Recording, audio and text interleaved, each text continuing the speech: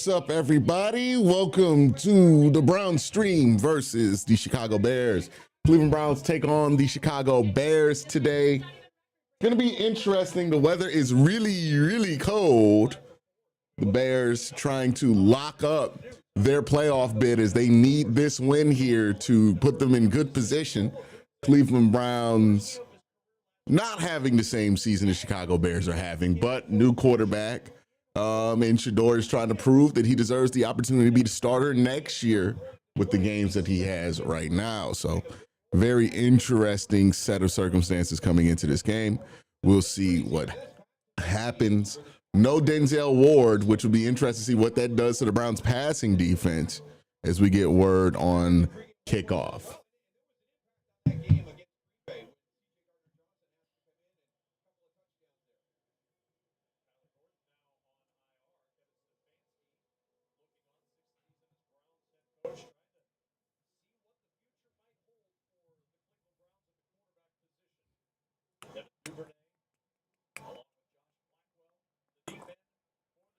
All right, the Browns will kick off first. Browns wearing their all whites. Everybody looks freezing cold. The ground looks frozen. But we're underway here. And Duvernay, the former Brown, going to find a crease. Going to get the ball to the 55-yard line to start the game as another special teams era starts in Cleveland. Oh, boy.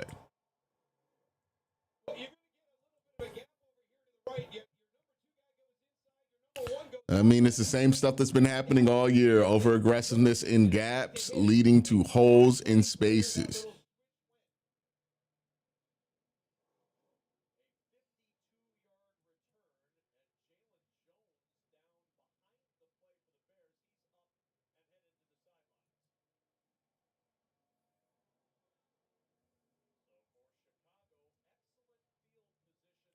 Not great. Not a great start.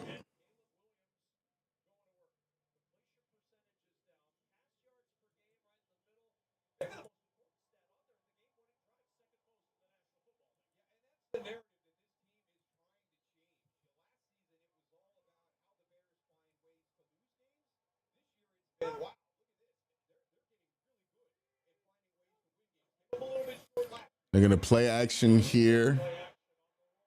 Little space for Williams as he throws in a double coverage to Coast and Loveland, and it's covered by the Browns. 2nd and 10.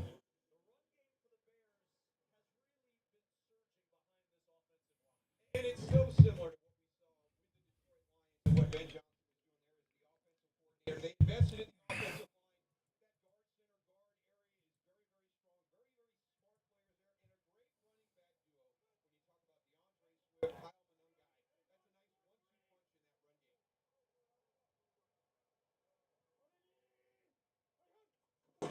False start. That's going to be dropped back about 5. All right, so the Bears shooting themselves in the foot early.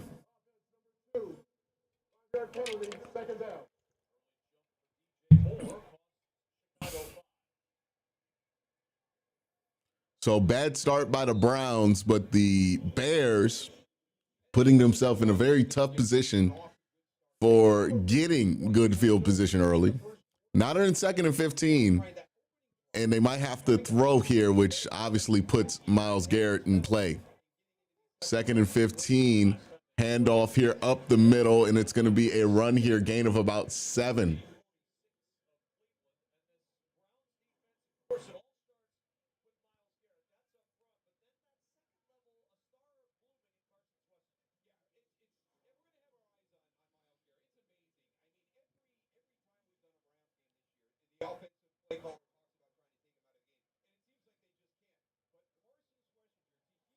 Yeah, Sam Webb starting at corner opposite of Tyson Campbell today for injured Denzel Ward, which is something to watch there. 3rd and 9.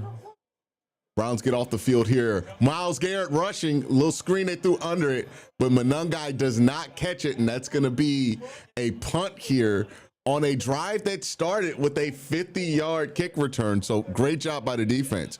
Sly says this special teams is making that Charger special teams that made the #1 defense and offense miss the playoffs proud. Yeah, it's pretty bad.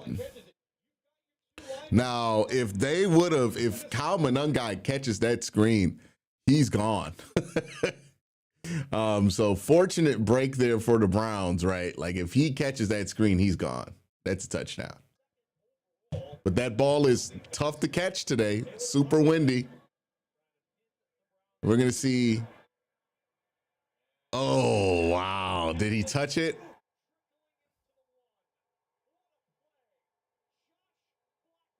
Wow. What are they going to say? Touchback? Illegal touching?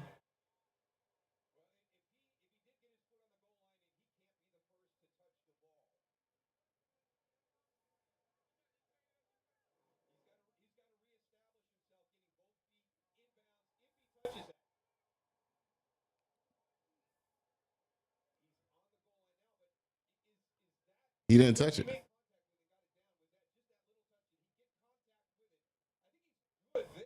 Yeah, that's downed.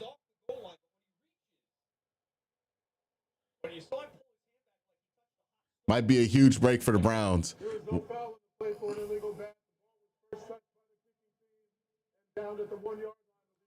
Okay.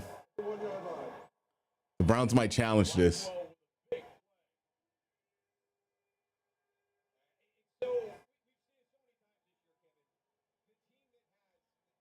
Well, this is going to severely hamper the Browns as they're going to be limited to just running the ball here with the ball on their own one.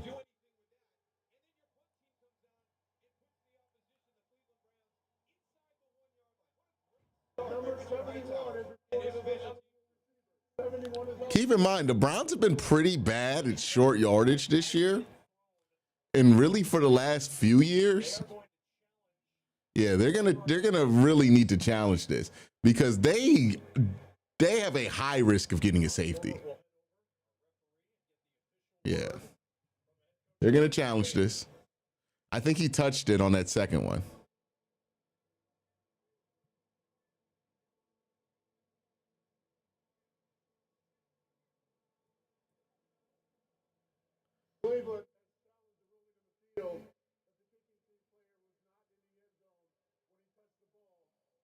Now, the issue that they might run up against is they're saying that it was downed when it hit his chest, right? So it hits his chest right there, and that's when they're saying it's down.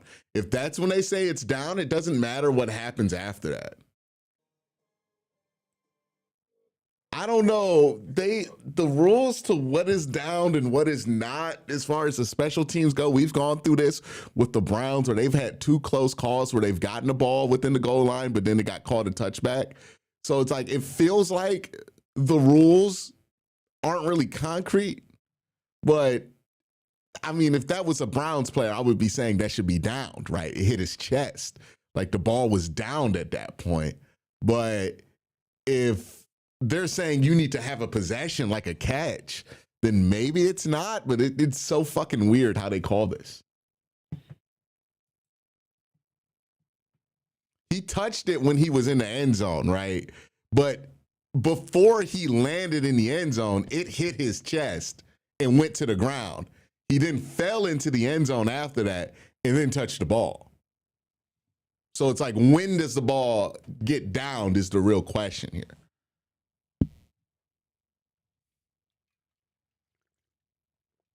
No, the Browns need to challenge that because, again, the Browns offense is a high safety risk because they are, I mean, we saw them not even get a snap off on a 2-point conversion. Their run game is highly prone to getting tackled behind the line of scrimmage. Their quarterback is young, and the one big knock on him is that he can sometimes take pressure that's unnecessary. This is not the offense that you want backed up on the one, man. Like, if you can avoid it, I get challenging this, like, honestly. I think, yeah, you got to challenge this because this could be disastrous for you right out the gate. But this goes back to special teams, right? The ball being stopped at the 1, that's not really the Browns special teams fault, but you know what is the Browns special teams unit's fault? The fact that the Bears had the field position to pin you within the 1 because of that kickoff return, right? That is the special teams unit's fault. So it goes back to the kickoff return to start the game. It didn't result in points for the Bears, but it does result in a possible highly favorable situation, which it looks like they won. The Browns lost the challenge. Nope, looks like it stands. Yeah, I think hitting the chest was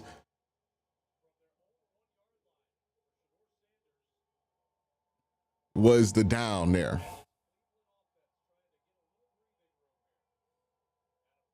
Oh shit, dude, is that a safety? Okay. Yeah.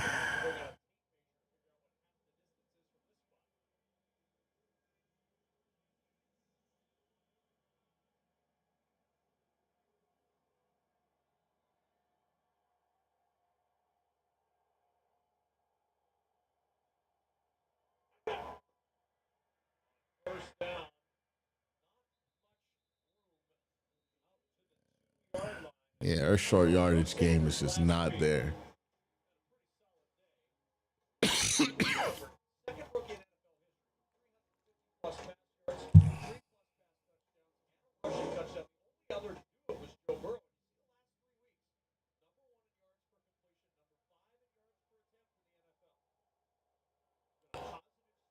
All right. Let's be smart.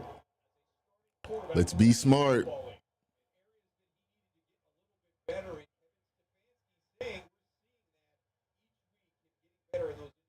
This is not smart.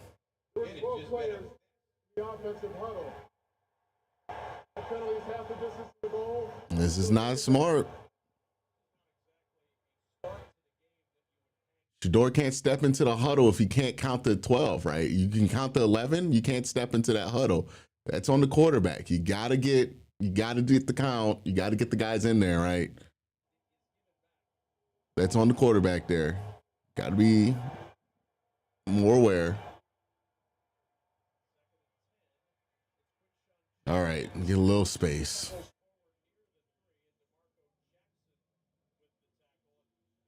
Even punting here is going to be really difficult this backed up. I mean, remember, Corey Bojorquez has not been great this year. The Browns special teams blocking unit has had 2 punts muffed.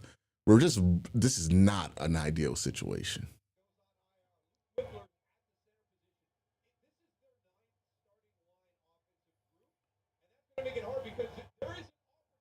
They might roll it out here, throw with Shador, or they're just going to run it. They're going empty.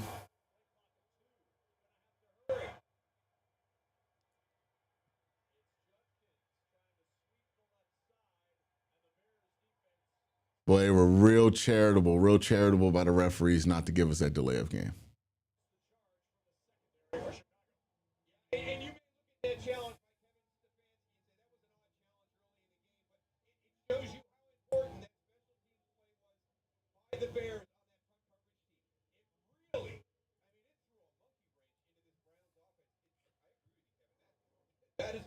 Well, that's what bad special teams at the beginning of the game get you, right? That's how you ended up in that bad field position. Let's see if Corey can flip the field here. This is one of the areas where Corey is strong with, but the punt protection has not been great this year. So we'll see. They're going to get this ball off here. Doesn't look like there's going to be much pressure on the punt, and the punt looks like it's going to be pretty clean here. So he's going to drop him all the way back to the 40, but the coverage is bad, and he's going to get to the 43.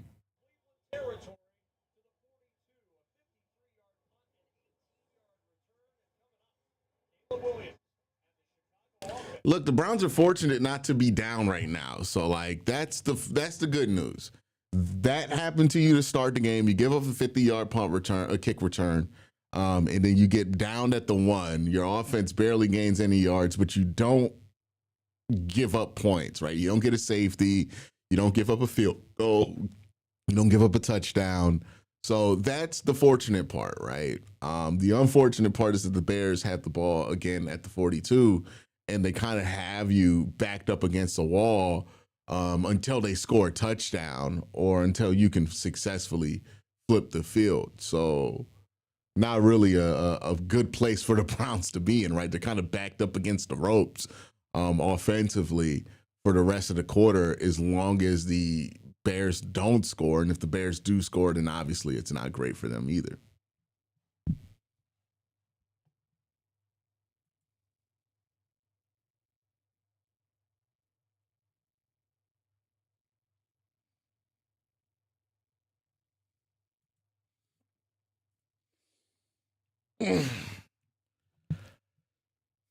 So hopefully they can play good defense here. They got the ball at the 40, which means it's going to be a 55-yard field goal from base, which is not great. Hopefully they can push them back, maybe get a Myles Garrett sack here, and force another punt. But even if you force a punt from this part of the field, you're gonna be backed against the wall here, right? Unless they get a shitty punt off or something like that. Which it does not seem like this punt unit is bad.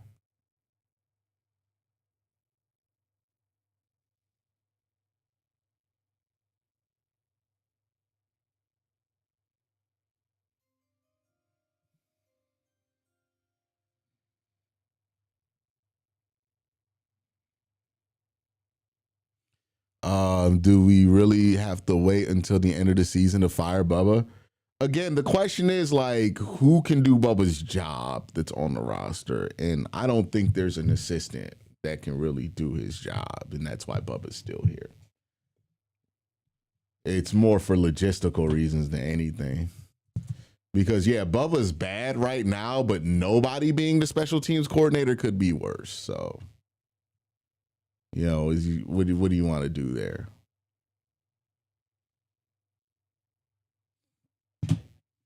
Either way, what the fuck does it matter if they fire somebody now or tomorrow at special teams coordinator? Like they could fire him today and be a disaster for the rest of the year. They could not fire him, be a disaster the rest of the year. I don't really care when it happens. I just care that it does.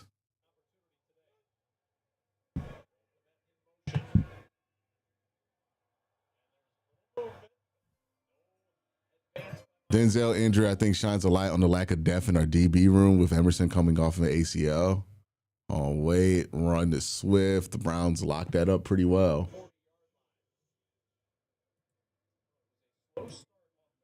When do we start looking at corner? I think they'll draft some corners in this draft. They got a lot of picks. They'll address corner and free agency in the draft.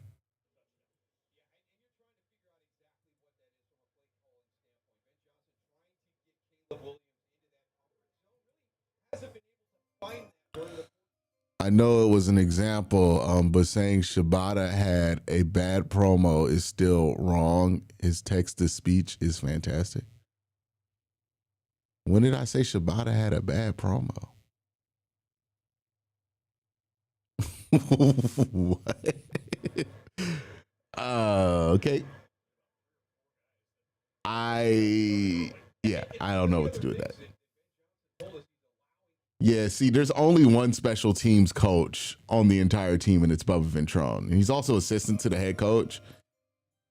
I assume he's just somebody you can't fire midseason because there's nobody who could take over midseason for him. If they fire Bubba tomorrow, people would just complain that that's sabotage too. Who cares, man? Everything's sabotage, right? Yeah, there are no other special teams coaches. That's kind of crazy. Maybe that's part of the problem.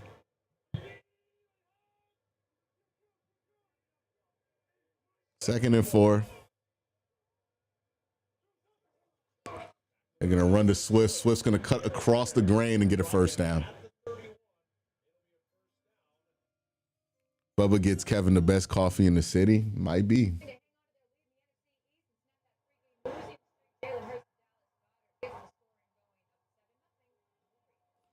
The Raiders are down 0-7. Again, the Raiders' big chance to win is going to be next week. If the Raiders win that game next week, that puts the Browns to be ahead of them in the draft order if everybody loses out. But we'll see.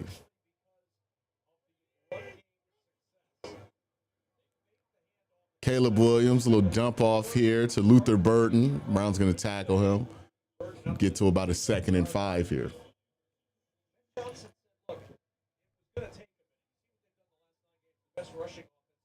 They're going to test the vertical not the vertical quickness, the lateral quickness of this defense. They're going to throw a ton of screens today. Ton of screens.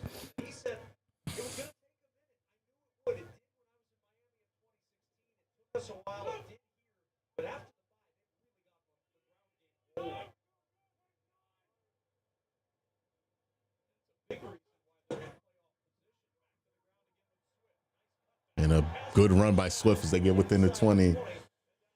Yeah, and this is part of that playing with fire.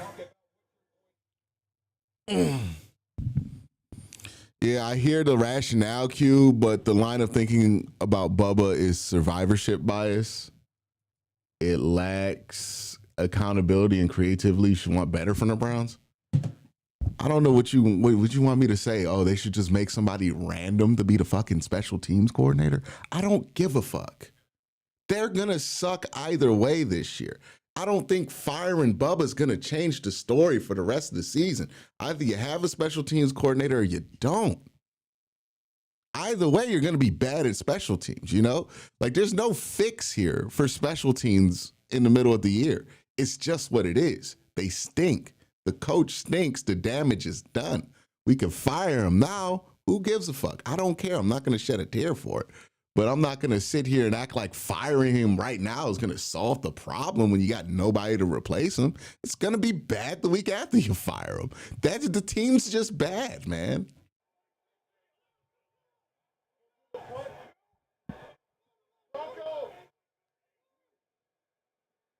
Like, I get what you're saying, and we should be more creative. But if there were an extra special teams coach on here, by the way, the Browns just gave up a touchdown. If there were an extra special teams coach here, maybe I get your point here. But there's not even an extra special team. What is there to get creative about?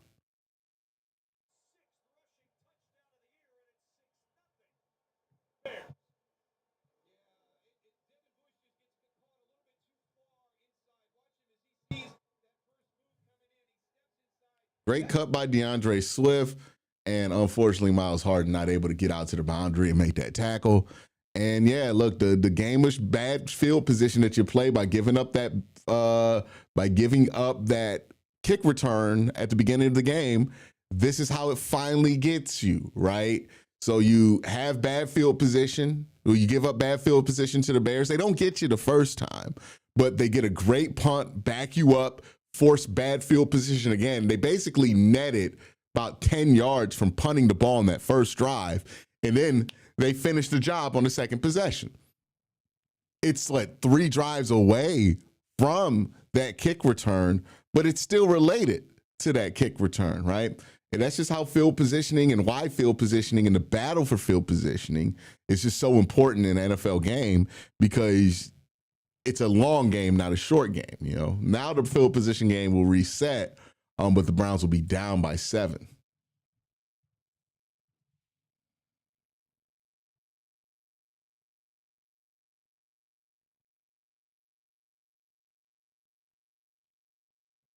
Yeah, I wish I was in a place and in a mood with this team to be more creative about how they could solve special teams. I wish they were able to offer more inspiration, but the reality is that they have one special teams coach. They have one person on this staff who I'm familiar with has any special teams experience, and that's Bubba Ventrone. So it's like, if you fire him, realistically, who's going to take that job? Well, you're going to have Kevin run special teams coordinator. I mean, would it be any worse than Bubba? I don't know, but do I think Kevin's going to fix special teams? Probably not. Special teams play is response to head coaching. No, it's not. Who the fuck told you that? That's stupid. What are you talking about? Like, even if you want to fire Kevin, that's a real stupid reason to fire Kevin. Like, there's good reasons to fire Kevin this year. You don't have to resort to stupid. Like, the special teams has nothing to do with the head coach, dude. Like, Marty Schottenheimer had shitty special teams. He's a great coach. You know what I mean? It's nothing to do with coaching. That has to do with just what you have at the bottom of your roster and how well you can get these guys in position and coached up on special teams technique. It says a lot about your special teams coordinator. It says a lot about the bottom of your roster, but it doesn't really, I don't think that's a metric for your head coach. Like Andy Reid's had shitty special teams units. Like, you're going to fire Andy Reid because his special teams is bad? That doesn't make any sense. We banged up as a team playing against a playoff team. It's bigger than special teams today. Yeah, that's part of it too, right? The Browns' bottom of the roster looks like shit because they're banged up. And to be fair, the Bears are healthy. I think that's a good point. It's a fair point, right?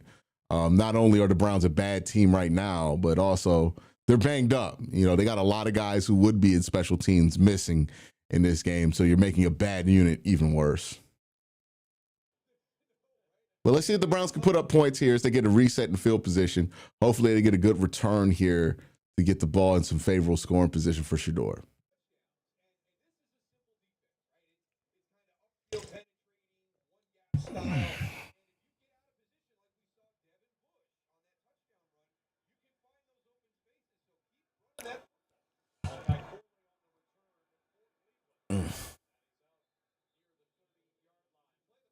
So the Browns get the ball to the 30. So we got neutral field position here.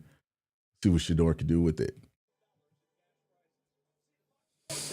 Again, with Shedeur, it's like you just want to see the process be consistent with him. That's the one issue he's had is just up and down consistency with his process. Fans always want to fire somebody in season as some punishment for making them go through a losing season. It's childish attitude in general. It's just kind of I don't know if it's childish, like it can be technically childish, but I feel like that's just how fans are taught to respond to things going bad for their football team by sports talk.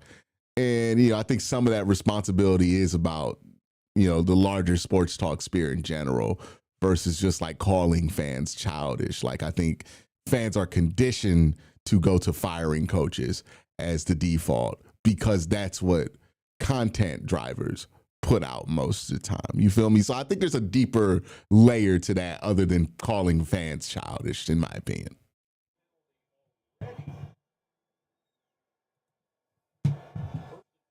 And I think somebody in chat brought it up. It's like the clearest line that they can draw between like how the NFL would work and how their job would work. But sometimes those parallels just aren't that very useful for the NFL because it's just not the same. All right, 2nd and 15, dump off. Doesn't really work there.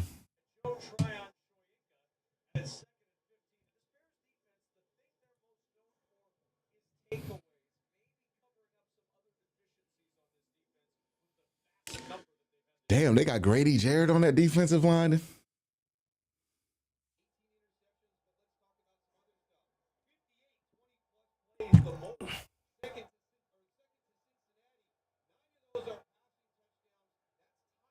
Second and 15. Almost another false start here. Brown's going to dump this off and get to a 3rd and 10. Is Cribbs advising or coaching anywhere? Nah. Cribbs was coaching for like a quarter second in like 2014, but he hasn't really coached anywhere since. I don't think he's interested. My thing is like, why aren't there any special teams assistants? Like, I get that's why you can't fire Bubba because there are no assistants. And okay, cool. But like, why aren't there any special teams assistants? I feel like maybe a couple of more coaches might help things.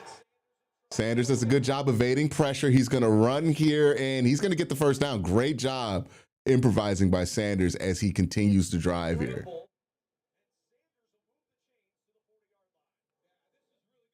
Again, you just want to see the same process from last week.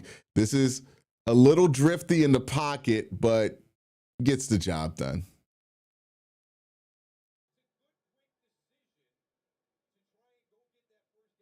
Ooh. I wouldn't challenge it, though. The Browns are probably going to go for that. Oh, and they called it short.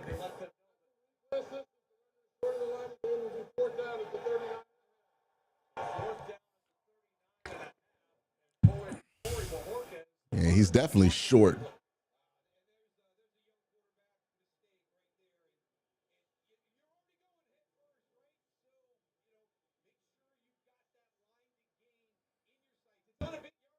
Yeah, it's going to be a punt.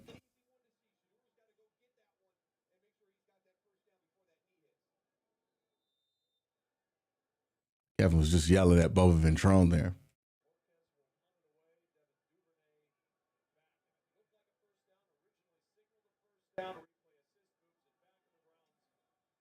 On your own 40, and your short yardage game's pretty trash, so I don't blame him.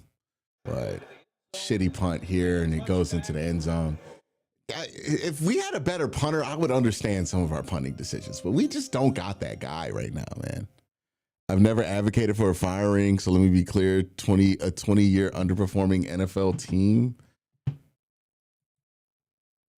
should be exhausted by excuses. Amazing how y'all accept mediocrity. All fans aren't dumbos or fanatics. I literally said, like, it's not okay to call them childish. I don't know what you want me to do here, man. Like, what do you want me to do here? I literally defended that point and said, you know, it's not really the fans' fault for the most part. I don't know what else you want me to do here, man. Yeah. Bubba had assistants in Indies, not excusing him. But I don't know, man. I don't know why he doesn't have assistants. I don't know why there's only one guy on the coaching staff with special teams experience. I don't know, man. This all feels like Kevin shit. And this is probably why Kevin's going to get fired. Whether it turns out to be a great decision or not, this is all going to lead up to him getting fired more than likely, right? Like, just too many weird questions around the structure of the coaching staff itself. For me, right? The run game, the lack of any imagination in it has been very discouraging to me. The lack of imagination in anything else that we're doing has been discouraging. I do think there's some things that Kevin does well that, you know, especially in a moment like now, are going to really fly under the radar, and maybe we appreciate it in a few years, maybe we don't. But, you know, I don't think I think Kevin does do good things for some of the younger guys on the roster. I think he is setting up a good environment for those guys to develop in, as good as it can be as far as the team is right now. Yeah, I think there's some competent things that Kevin does as a head coach, but too many of these kind of questions exist for me to be comfortable with just like thinking him coming back next year is going to produce any kind of result that's going to get us closer to our ultimate goal, which is winning a Super Bowl. Maybe I'm wrong on that. Maybe this is a take that ages like milk. Maybe this is a take that ages like wine. I don't know what the future says, but all I can really speak for is how I feel right now. And that's how I feel right now. Has Corey pinned a punt inside the 5 all year? No.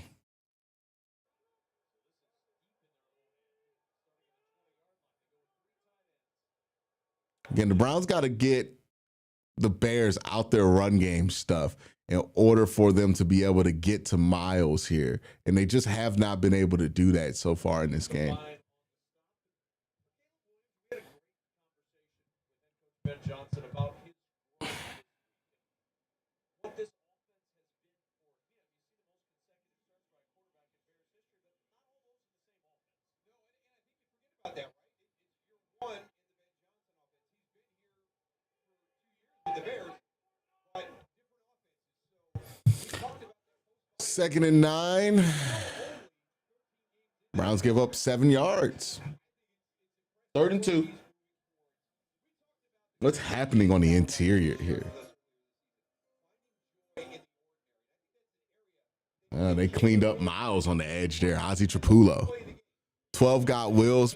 Pete's made him to be a statue. He's certainly more athletic than I thought he would be coming out of Colorado, because he did not look like he'd be a plus athlete coming out of Colorado. So I give him that. There were times where he got ran down by like 3 techs at Nebraska, and I was like, I don't know how fast he is. But hey, credit to him. He's much faster than I thought he'd be. Oh, somebody fell down in coverage. Yeah, I think we're starting to see injuries really hurt this defense because now without Denzel Ward, you're really stretching what your secondary can do. You get a little bump there. Colson Loveland gets open, and it's a pretty easy read for Caleb Williams.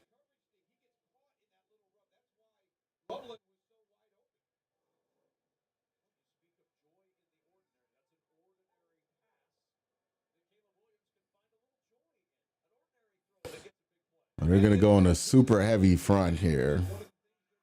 They're going to pass out of this protection.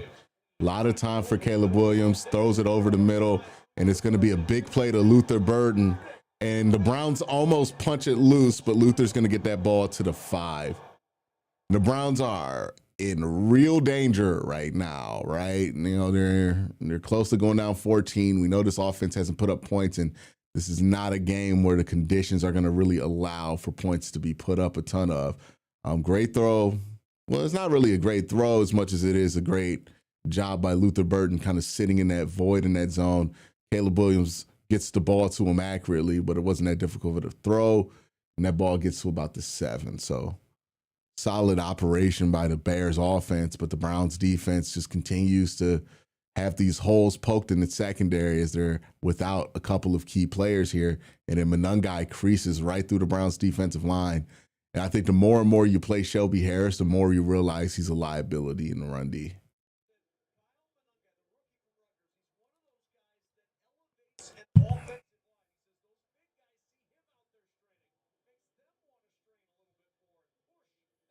So far, I think the Browns offense has only played about 4 plays so far, 2, 3 and outs.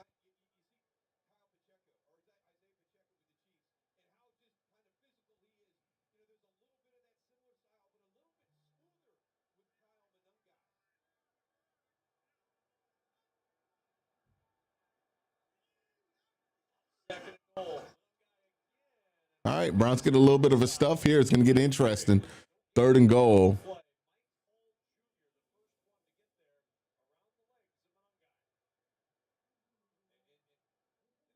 And Mason had edge on that play and then brought in Shelby to be the 3T there.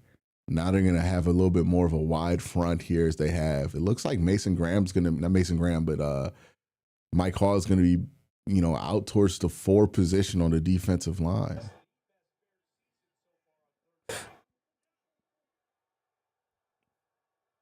They're going to run Burden in motion. They're probably going to run opposite of that motion. Nope, play action over top. He has a man, and that's going to be a touchdown. Yeah, DJ Moore just beats Miles Harden out the break there. And the good play call, right? 3rd and goal. You want to use some deception there. You know, not just go back to what you did the first 2 times that didn't work, which was running it. Nice play call, a little rollout action. Again, Ben Johnson making the life of Caleb Williams really easy. And we're kind of seeing more of this trend that we've seen with Jim Schwartz. And again, I don't know if this one fits the bill as much as others because the Browns defense is a little bit more banged up than usual. But we're seeing this trend of, you know, some of those top tier offensive coordinator guys being able to affect what it is that Jim Schwartz defense wants to do here. All right, nothing but respect for you, Q. Don't get me twisted. The NFL is a business. It just seems like the Browns run it like a circus. Salute to you, my guy. I would say if we're talking about like the larger 25-year sample at the Cleveland Browns, it certainly gets ran like a circus. I don't think there's any argument around it. I don't think the last 5 years they've been ran like a circus. I think they just made some shitty decisions when it comes to personnel that really backfired on them, which, I mean, that's your interpretation of ran like a circus, and I think that's fair.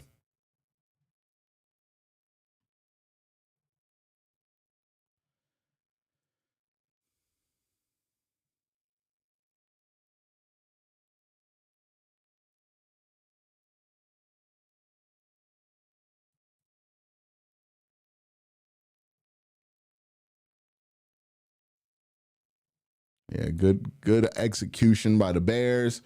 The Browns make some early mistakes, and now they're down 14-0, which is a position that they are not good at coming back from. So we'll see what Shador can do.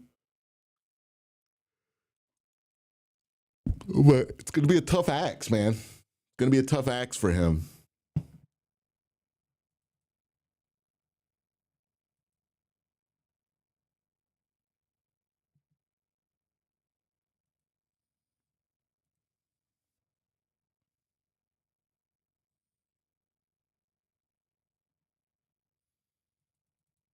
I think the Browns defense will stiffen up here eventually, but the damage, of going down 14-0, if you can't put up points, it's a lot for the offense to overcome.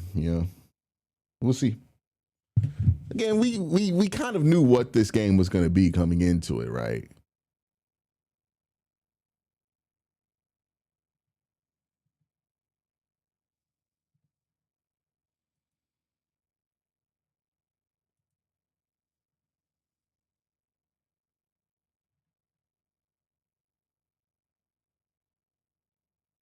And I think it was funny how this game was talked about all week, because since the Browns, not even the Browns, since Shador had a good game last week, I think a lot of people forgot that the Browns lost to a 1-win Titans team last week.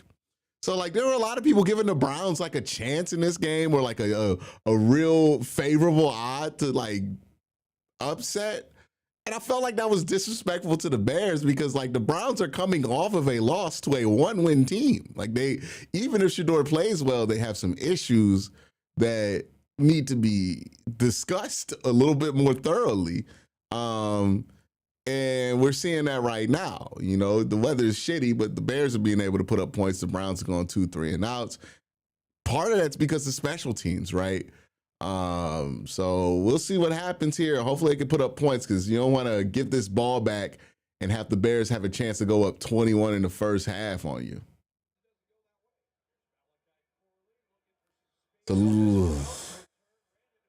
Malachi Corley not helping things with that return. Going to put the Browns about -7 of neutral field position. So not great.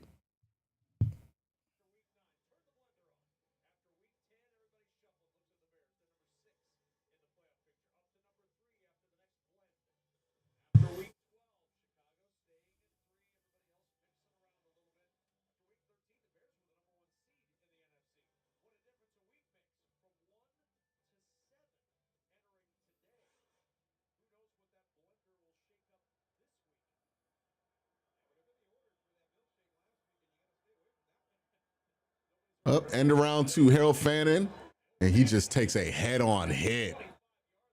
I don't know. Somebody's got to be hurt. Fish rots from the head cue, not just a lack of talent. It's not just one thing, though, right? We keep pointing to no, it's this thing that stinks. That's the problem. No, it's that thing that stinks. It's the whole collective right now, right? There's more than one thing going on. You can fire Kevin and not address the roster, and you're going to suck next year. You can keep Kevin, address the roster, and you might have issues next year as well. The problems are just bigger than one figurehead, as Shador takes a sack here to start his drive, and that's going to be a 3rd and long.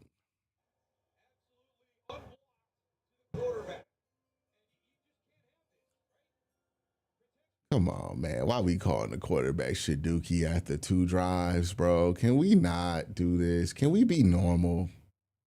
Can we try to be normal this week? Can we just be normal? I'm begging us. Why are some people rooting against the starting quarterback of the team? I didn't think this made sense with Dylan. I don't think this makes sense with Shador. Can we just fucking be normal? It's just one time. Can we be normal and just support the guy who's starting, whether you want to keep him long term or not? Let's not call the quarterback Dookie. In the first fucking quarter. Can we please be normal? Or maybe this is normal. Maybe being unreasonable is the new normal. Either way,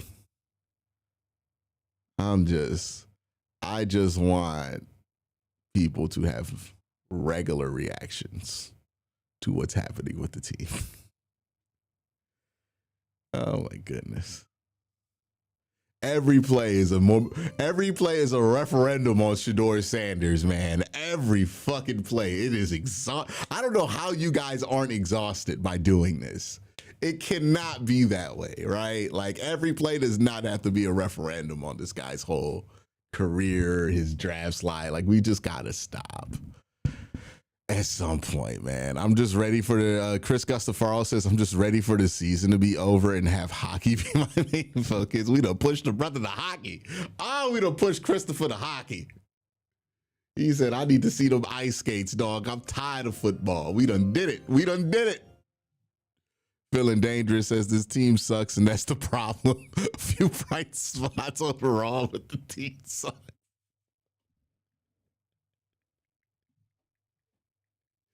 Yeah. Yeah. Fair assessment. Where do you diagnose the team's problems? They're garbage. That's the problem. It's like that old NFL Films quote. I wonder if you guys have seen this in chat. Maybe some of the younger people in the audience haven't seen this. Sly says the 12 haters have waited all week for slander. It's so strange, man. People live to either dick ride or hate on this guy. And it's like, does anybody care about just evaluating, watching? You know, maybe I just sound like Jaden Smith now, where I'm like, everybody's freaking out about which way they want to be with Shedeur. And I'm just like, can we talk about the socio and economical state of Shedeur Sanders? You know, can we do that? But in all seriousness, there was a quote from the Tampa Bay Buccaneers coach on NFL, like it's on the NFL Films. It's an old clip from like when the Bucks were first the team in like the 80s. And his quote was, well, we can't stop anybody, but on offense, we can't score either. But other than that, we're good. The Bengals didn't remove snow or ice from their seats in a violation of league policy. Are you kidding me? All right, 3rd and 16. Shedeur gonna dump this off to Harold Faden, and the Browns are gonna punt.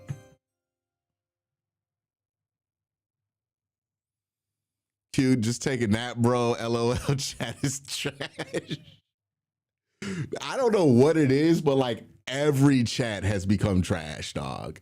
Every chat has become trash. Like, it doesn't even matter if it's my channel, anybody else's channel. The quality of chats have gone down dramatically with the rise of like Chat GPT. I'm just gonna put those two things out there. Are those two things related? Maybe they are, maybe they aren't. But I remember what chats used to be like before Chat GPT, and they were better. They weren't great. Internet chats have never been a bastion for intellectual conversation, but it's so much worse now. Rex Fortune says the Bengals didn't remove snow or ice from their seats in a violation of league policy. If you needed something to laugh at, that's still incredibly cheap. That's so incredibly cheap, man. They are such a cheap franchise. Chimera says, Q, I'm just trolling, bro. Sorry. I can't take trolling right now, brother. Okay? Because people are reacting in a way that trolling is just insignificant because you can't tell the difference. By the way, the Browns are in a horrific situation right now, down 14 with the Bears with the ball. They need the defense to start getting some stops here, negative plays here soon. They can't stop the run. And they're going to get into a positive second down situation. This is kind of how the whole game's gone.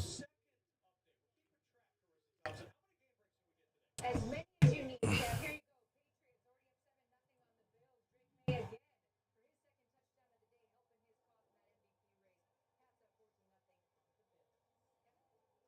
7-0 on the Bills. Drake May again for his second touchdown of the day, helping his cause in that MVP race. Oh, Lord. We can't stop the run or the pass. Other than that, we're in great shape. John McKay, yeah, 1976. Hopefully this is a hold. Yes, it's coming back. Let's go. Put him behind the sticks. Let's go. Holding. Offense. Number 81. 10-yard penalty. Second down. It starts now, y'all. Let's go. Comeback starts now.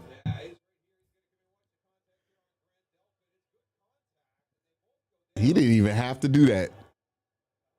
That's bad technique.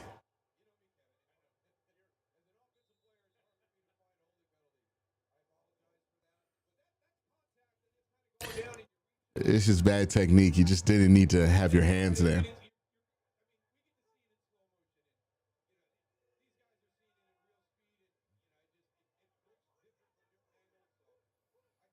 Fortunate break for the Browns. Oh my God.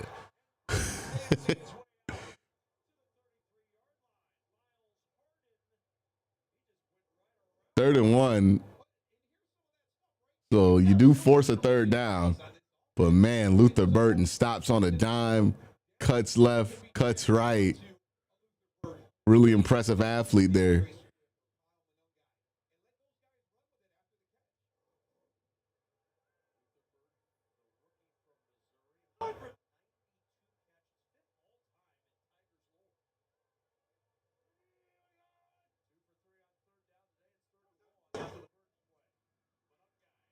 And Monungai gonna get the first down. If you want to look at hope, right? Because look, Browns, not much hope for this season. You're not gonna feel much hope for the rest of the season. But if you want to look at hope, look at what the Bears are doing when their quarterback took a leap with the right people on offense and some help on offense. Look at what the Patriots are doing when their quarterback took a leap. If you're the Browns, you're hoping that could be you sooner than later, no matter who, regardless of which person you want to be the quarterback for the future. But, you know, you're hoping that could be your future. So that's the hope here, right? This is the best defense 12 has faced as a rookie. Okay. Hold on, let me catch up. This is the best defense 12 has faced as a rookie. He's a rookie. I don't think this is the best defense he's faced. The Bears defense probably isn't better than Baltimore's or the 49ers. Never in my life have I seen some hyperbolic. Yeah, it's been hyperbolic on both ends of the conversation, to be honest with you, right? There's been, calls to people have already crowned him a franchise quarterback on one end of this conversation. On the other one, people are waiting for any mistake to call him a bum. So it's been a highly hyperbolic conversation. And with quarterbacks, the conversation's always going to be a bit hyperbolic, right? I think we have to acknowledge that. But also, if we're trying to evaluate what the Browns should do, we can't live in hyperbole or hyper negativity. You got to try to find what the reality is there. Former Buccaneers head coaches from Rex Fortune. Well, let's get this 3rd and 5 out the way first.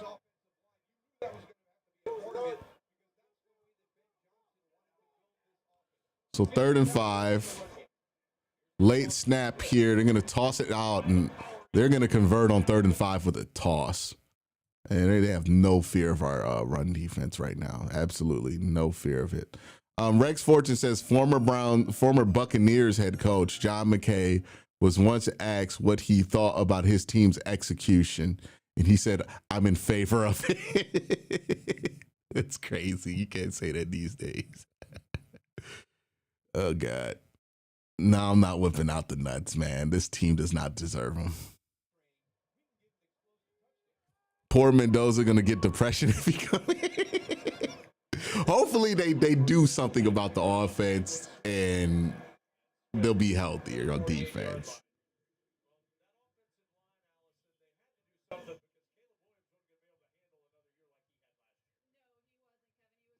But we see this every year, right? Since the Browns defense has made that turn. The Browns have leaned on that defense so much since 2023, right?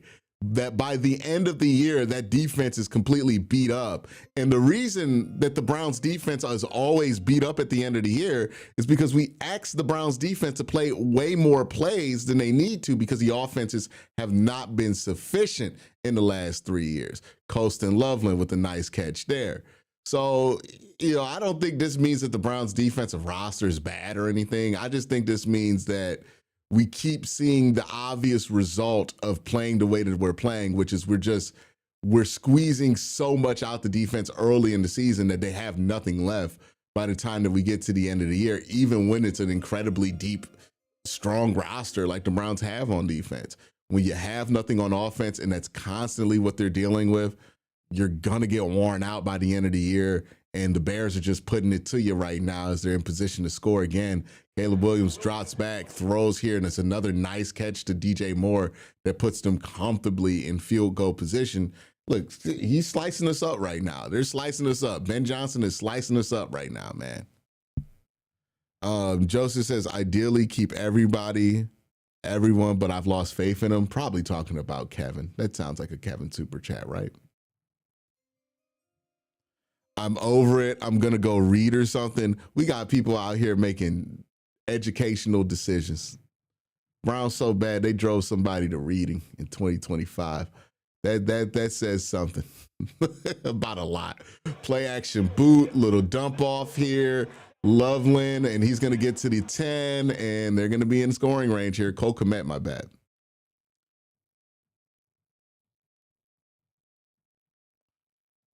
Yeah, we got people out here choosing to read, man. It's tough. Ray Rag says, I'm starting to get a slinking feeling that Miles won't get the sack record and we'll be watching all this bullshit for nothing. If they can't start to stop the run, it's going to be hard for him to continue to get the sacks that he needs to. Right? Next week's not going to be any easier versus Josh Allen. And Pittsburgh's not going to be any easier as well. You know, little end around reverse. Good job by Diabite to attack that.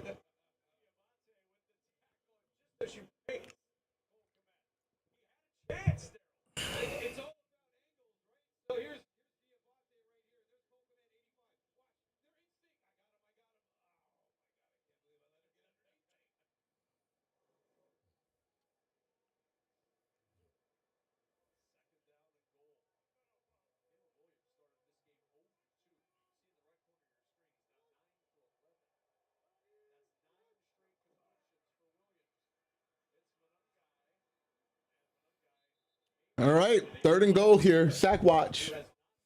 Sack watch. They're going to have to throw.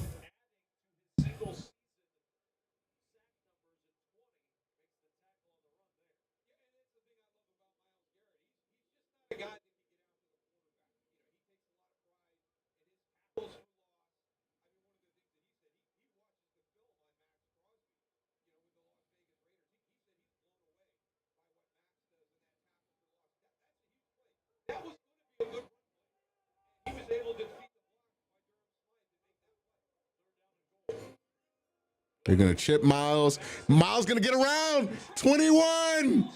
21. 21 for Miles. We said sack watch before the play, and that's going to hold him to a field goal. As delusional Browns fans, we are only down 14 right now. That is true. We're about to go down 3 scores if they make this field goal. But Myles Garrett with the big sack. Ozzie Trapullo on him. And number 21 in the bag. Let's go. Let's go. What's 9 plus 10? 21. 21. Are we going to have to play Taylor Swift if he gets his next sack?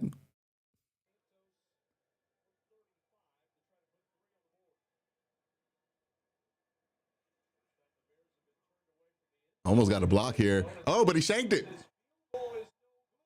Only down 14, baby. The comeback starts now. Let's get it up in chat, man. Let's get it up in chat. 12's in chat. Let's throw it. 12's in chat. 12 time. 12 time. We're coming back. 12 time. Let's go. Let's go. Let's go. We're back, baby. This field goal. That's always a bad vibe goal. Let's go. 12 time. Let's get wrist up. Wrist up. Wrist watches in chat. Let's go. Let's go. 12 time. 12 time.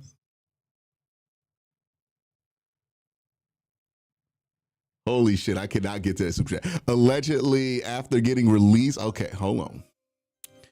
Would have 45 sacks if he could play with the lead. No, Miles getting like 21 sacks in this season of all seasons is the most ridiculous bullshit I've ever heard. Like, this team is not equipped to allow that. But Rex Fortune says, allegedly after getting released, Sharon Moore contacted a OnlyFans model saying he wants to risk it all. So look at the bright side. It could get worse.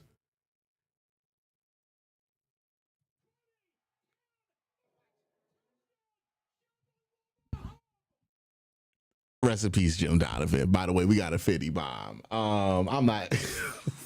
Let's go 95. That's why we watch. Appreciate that. The Solvent 4112. Is that Pittsburgh? Are you a Browns fan in enemy territory? That's got to be crazy. But appreciate the super chat. Appreciate the 50 bomb, man.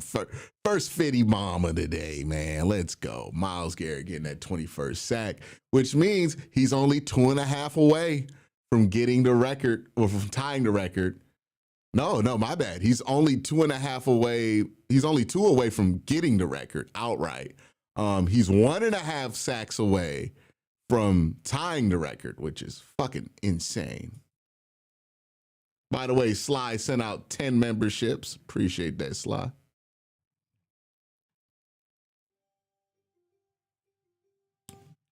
All right, Shador. Let's get it going. Let's get it crack-a-lacking here, man. Let's go. Let's get it going. Perfect timing. Myles gets that 21st sack. You get a touchdown. Let's get it cracking.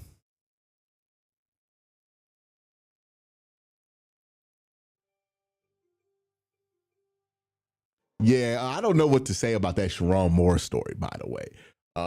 That's nuts. I always knew that Sharon Moore was a weirdo. I never liked him. I did not guess this.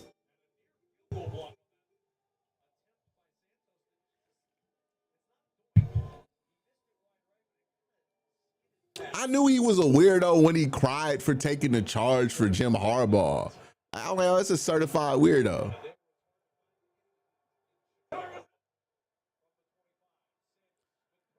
Steps up. Good job. Just get out of it. Oh, my God. Okay. Let's second down. Second down.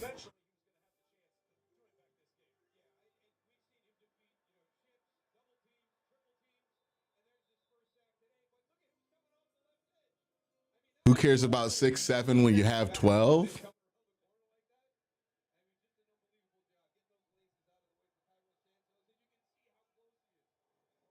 No 6'7". Nah, I can't let the 6'7" joke go. All right, little play action here. Screen and might be a penalty.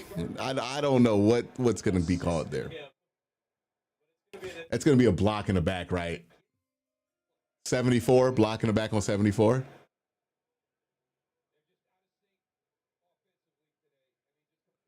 Glad to see immediately prove me wrong. I'm on my way back. Super Bowl bound, LMAO.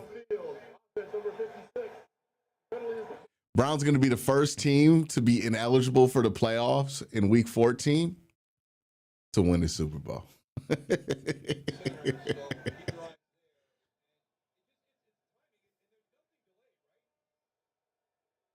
Yeah, that's like 5 different penalties on that play. Think about it. We can let the kids have their 6-7 fun, and then we're out here with 21 and all them Vine memes. Hold on, Shador goes deep. He has a man. Bond. There it is. There we go. Boy, you get a linebacker on Isaiah Bond, and Shador sees that immediately and throws it. Great decision there, and good ball to layer that in between the safety. Good job by Shador. Again, nice straight drop. It's not about the results. It's about the process here for these last few weeks, and much better result for the Browns offense as they get into scoring range. First down of the game. So 2 yards.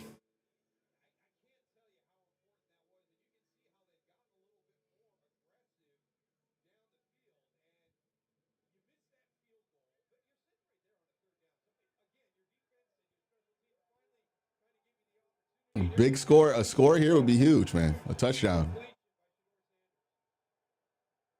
He's checking into something.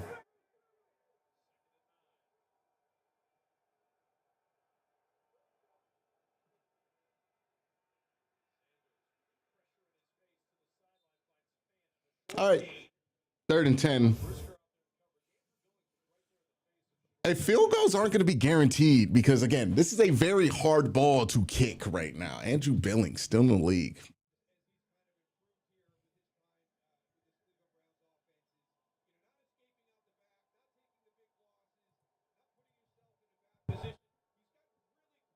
All right, they're doing a double mug look here. They're going to try to throw him off with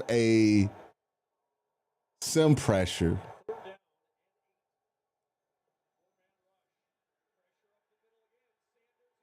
Oh, no, he fumbled. Oh, well, you give it and you take it. Hopefully. Yeah, he definitely fumbled. Okay, they're gonna give us the Julian saying, all right, cool. They said forward progress will stop, no fumble.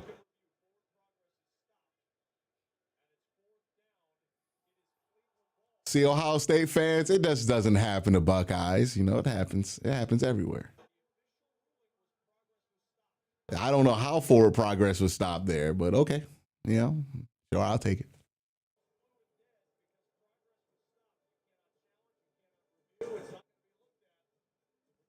Yeah, dude, I don't know how forward progress was stopped there, but you know, if they want to call that dead there, cool, call it dead. But that is something that needs to be addressed football wide because that happened a couple of games in college. You can't challenge that. If it's forward progress being called dead, that's a judgment call by the referee. You can't challenge it. It's not challengeable. I don't think we're going to be able to kick a field goal, though. Like, that sack took you out of field goal range. So I think you're punting.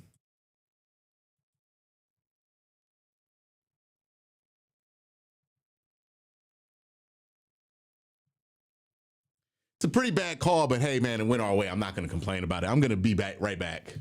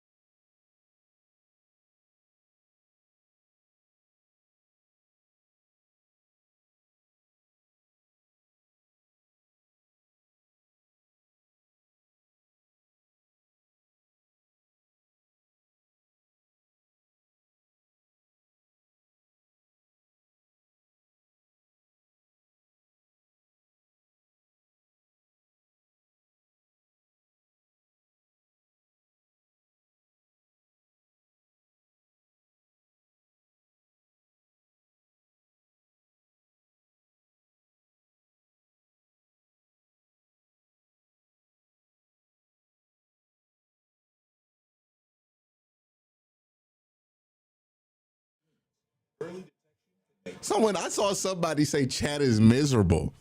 And I just I can't personally believe that chat could ever be miserable. You know, like the people who inquire into the chat, who message into the chat are some of the most highest esteemed individuals in all of the football world, you know, and like that collection of minds and brilliance just can't simply be a miserable collection. You know what I mean? You're getting high football insight from people like, I'm gonna lose 10K, y'all some weirdos. You know what I mean? It's just some of the most highly skilled and highly talented experts in all of football conspiring in one chat. I mean, it's really a privilege.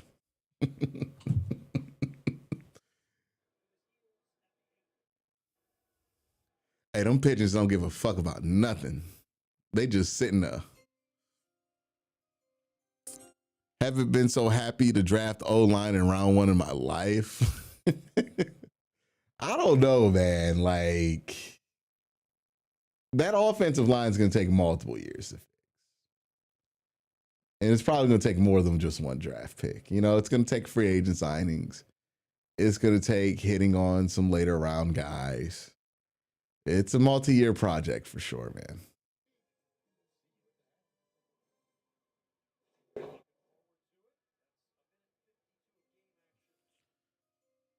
Someone said, Grok, is this sarcasm? It's going to give you some answer about how Elon Musk is amazing or something in his mind or some shit like that. Some dick riding of Elon. All right. All right, Browns defense got him pinned within the 10, so let's see what they could do here. Oh, wow. Big run here by Monungai to get him to the 20. The middle of the Browns run defense has been the most affected by the injuries, right? Like those defensive tackles have been hurt. Malik Collins being out. We're starting to see that impact there on top of Aiden Huntington. A lot of the depth in the interior of the Browns defensive line really just not there right now. Oh, great job by Ronnie Hickman to break that up. So, Q, what would it take for you to pull what the Panthers podcast did and quit it all? This is my job, brother. This ain't something I do for fun. This is my career. So, it would take me winning the fucking lottery. Like, what do you mean? Like, I still got to come to work. I don't care how bad the team is. You know, I got to come to work, dog.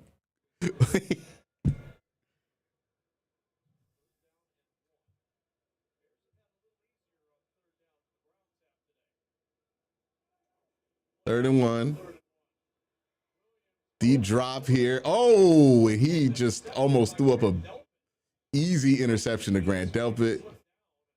Yeah, I hope Grant Delpit didn't pull something trying to catch up to that ball here.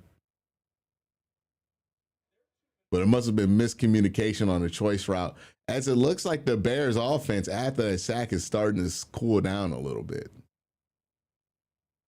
Oh, yeah, he just fell. Yeah, 14 just, is that Zacchaeus? He just fell.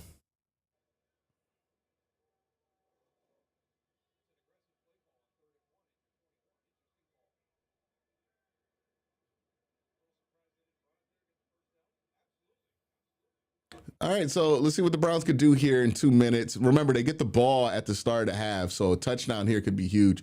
The Browns' best stuff has happened in the 2 minute all year on offense, no matter who the quarterback is. That's where we saw the best stuff from Dylan Gabriel, the best stuff from Shador, the best stuff from Joe Flacco.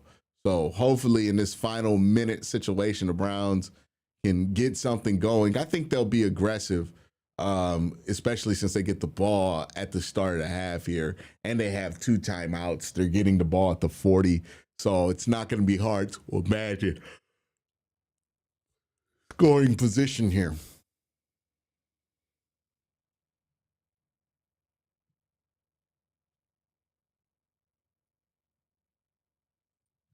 I'm just, look, I see people talking about there's weirdos in chat. I feel like, and I mean no disrespect to anybody in chat, but I feel like if you go to an online chat and you're surprised there are weirdos in an online chat or people being weird about a subject on an online chat, that's like going to a Starbucks and being surprised to see white people. You know? It's kind of just been a part of chats online forever. Like chats have always, like when you go back and you watch an episode of like Smart Guy from the 90s and then TJ gets on a chat room, he always meets a fucking weirdo on the online chat. Like, yeah, that's just how people have theorized that weird folks might surface around these online chats for a long time. And I'm not saying everybody who chats online is a weirdo. Obviously, that's not the case. But the idea that you're not going to run into a weirdo online in a chat room, I mean, like, where does that expectation come from? Because it's never been like that since the start of the internet. Again, it's like going to a Starbucks and being like, wow, why are there so many white people? Well, it's always been white people at Starbucks. like straight up. Like, Ray Rag says you could tell the Bears don't give a single fuck about the Browns right now, and it's obvious. Yeah, it's tough, brother. It's tough. Like,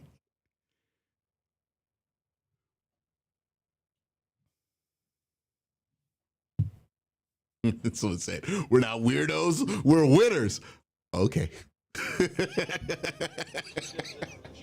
All right, buddy. Sure.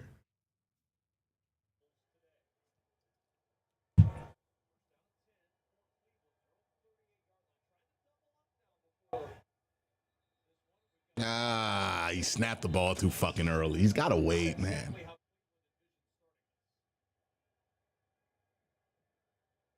Ball start. Offense number 84. 5-yard penalty.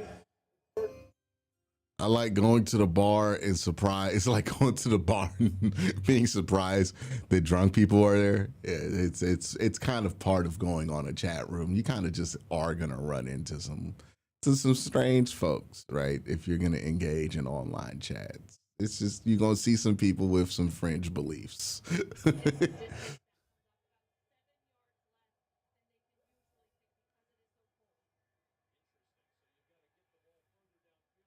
It's like going to a gun show and being surprised that there's conspiracy theorists there. It's like, yeah, brother, that's Kugos. like, yeah, you're gonna see that. D Wade says, let's face it, we're weird. Everybody's weird in their own way. Some of us more weird than others. But as long as you're not harmful, it shouldn't be a problem. Like if you're not doing damage to people, you know, just a little weird. I think that's fine. Yeah, but just don't bring your weirdness and hold on. Oh boy, not the drive that the Browns wanted here. It's 3rd and 15. I don't know. 412 was Pittsburgh. I didn't know 412 was Pittsburgh. Yeah, that's a Pittsburgh area code. My roommate in college. He's from Pittsburgh and he had 412 tatted on him. So that's how I know that. I got to change it to 216. Yeah, 412 is definitely Pittsburgh, brother. Appreciate the super chat though, man.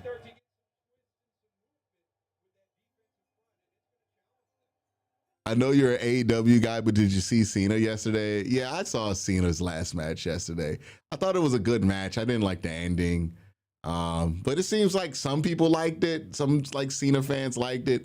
I was never like a diehard. Well, I was a diehard early John Cena fan, but like the hustle, loyalty, respect John Cena was never really my jam.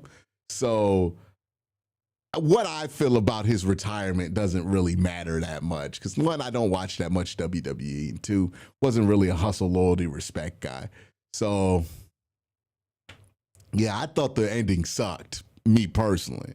But you know, if you're a hustle, loyalty, respect person and you like that he gave up at the end and tapped, okay, you know, I never understood that character or liked that character. You know, I was a Word Life John Cena fan, but not a hustle, loyalty, respect John Cena fan. So I had my John Cena farewell in like 07, brother.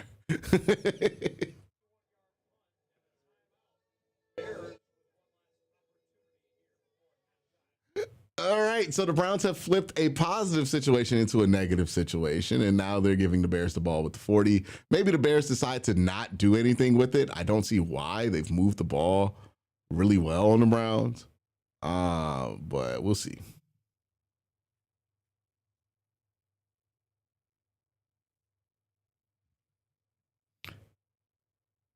Yeah, like for me personally, if they were gonna have Cena tap like that and give up, I thought that should have been the beginning to his retirement tour. And the last year of his career is him redeeming the fact that he tapped. And then you get that kind of nice ending to the story there with John at the end where he gets to beat Walter or whatever. I mean, not Walter, Gunther, and kind of leave on that note. But that's not what John wanted to do. And, you know, okay.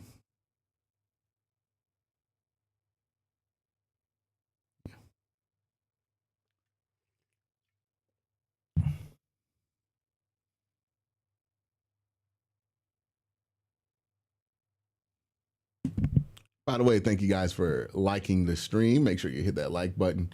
Let's see how many likes we are at. We better be at like at least 200 likes.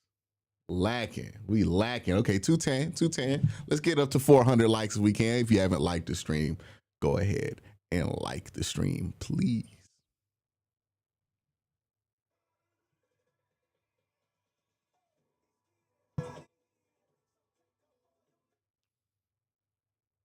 That is the worst remix of Hiding Here I've ever fucking heard in my life. Oh, wow. That was terrible.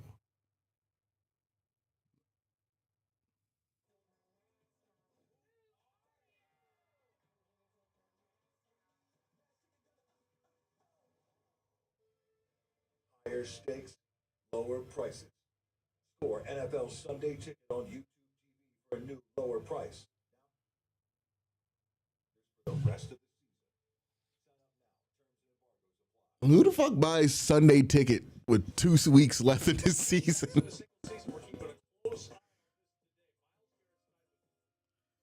Are you more disappointed in the Cavs or the Browns this year? Well, I didn't think the Browns would be over 500. I thought the Cavs could win the championship this year, so obviously I'm more disappointed in the Cavs.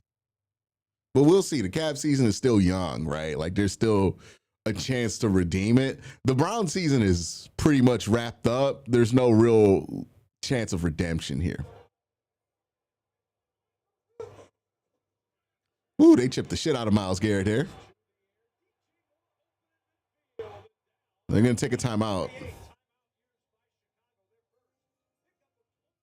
Malik earned a contract after these last few games. I think Malik earned a contract based on his play.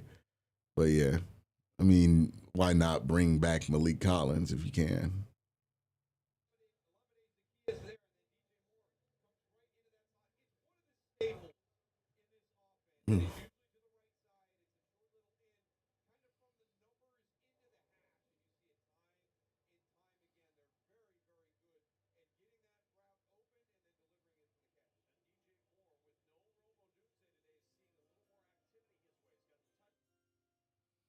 Q, these are the perfect types of games to have a Q and Cove game-based stream. I am not going to be able to deal with Cove trying to do a fucking mock draft in the middle of a regular season game, man. Like, that's my bro. But he going to be trying to do mock drafts. I need to wait a little bit before I get into mock draft world, man.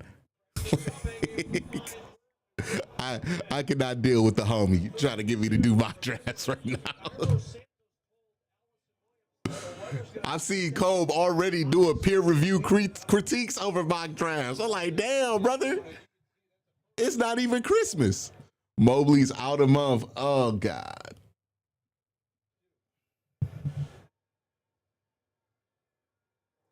Not good.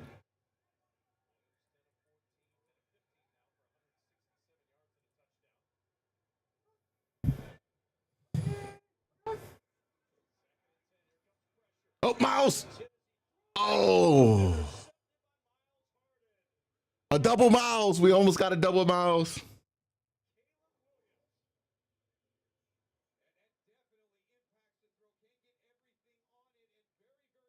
Right there. Just over the outstretched arms of Miles Hardy. Here comes the other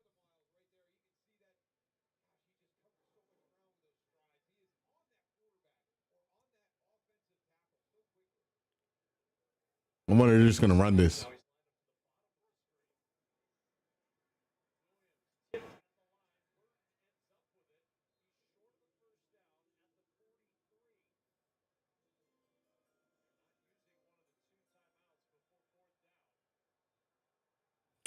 I'll never be in the Browns or sabotaging Shador crowd, but even I have to admit this has been a totally unfair evaluation today. I think he's playing fine. The O-line and wide receiver group is tragic. I don't think we've seen, like, if I'm being honest with you, I don't have enough to evaluate Shador today so far. He just hasn't had enough dropbacks for me to really evaluate, like, either way. I don't think he's played good. I don't think he's played bad. I just think this is an incomplete right now. Like, there's not enough there to really evaluate, you know?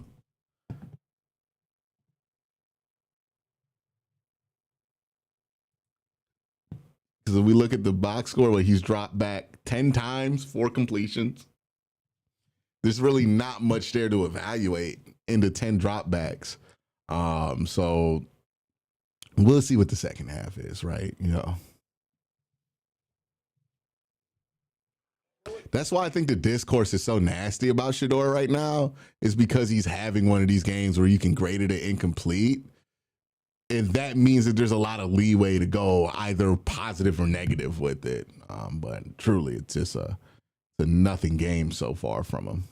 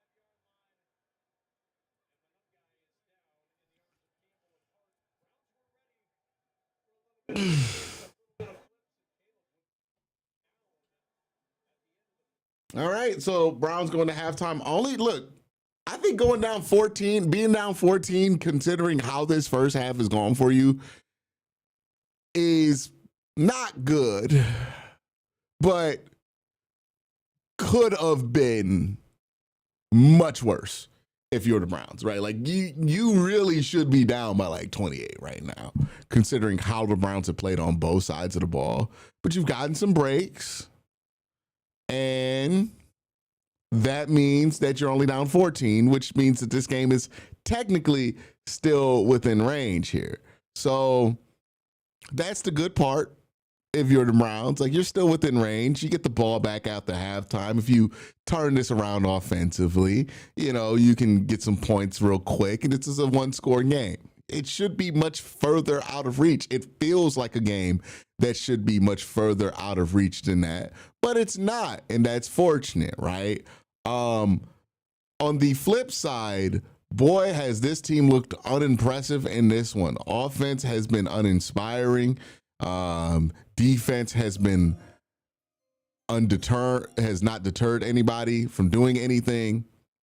The game is so bad, Dama already opened up a Twitter space. Well, good Lord. Good. Have fun with that. But yeah, just offense hasn't been good. Defense hasn't been good. I mean, like you look at the rushing numbers, they're fucking putrid right now. We got 4 carries for 9 yards for Quincy Judkins. So 2.3 per carry. Not great. We're not doing a good job opening up stuff for him. And then Shedeur, 4 of 10, 54 yards. Really not much to evaluate there. I know a lot of people are going to jump to make a conclusion one way or the other, but there's really not much to evaluate there. So far in the first half, had a really nice throw. Had a play where he probably should have got a turnover and fumbled but it got called for progress. So he kind of got bailed out there. So, you know, not really much to take away there, positive or negatively, when it comes to him. It looks like a real 3-10 performance by the Cleveland Browns. The one positive thing is that Myles Garrett did get sack number 21, and he's well on pace to get the 22.5 before the end of the season, which would obviously be a single season record. So there's that. There's the positive, right? And look, if Myles Garrett gets that sack record, considering how bad the Browns offense has been in forcing teams to throw the ball, that is a huge accomplishment. So, you know, there's that. The Commanders are up on the Giants 19-7 right now.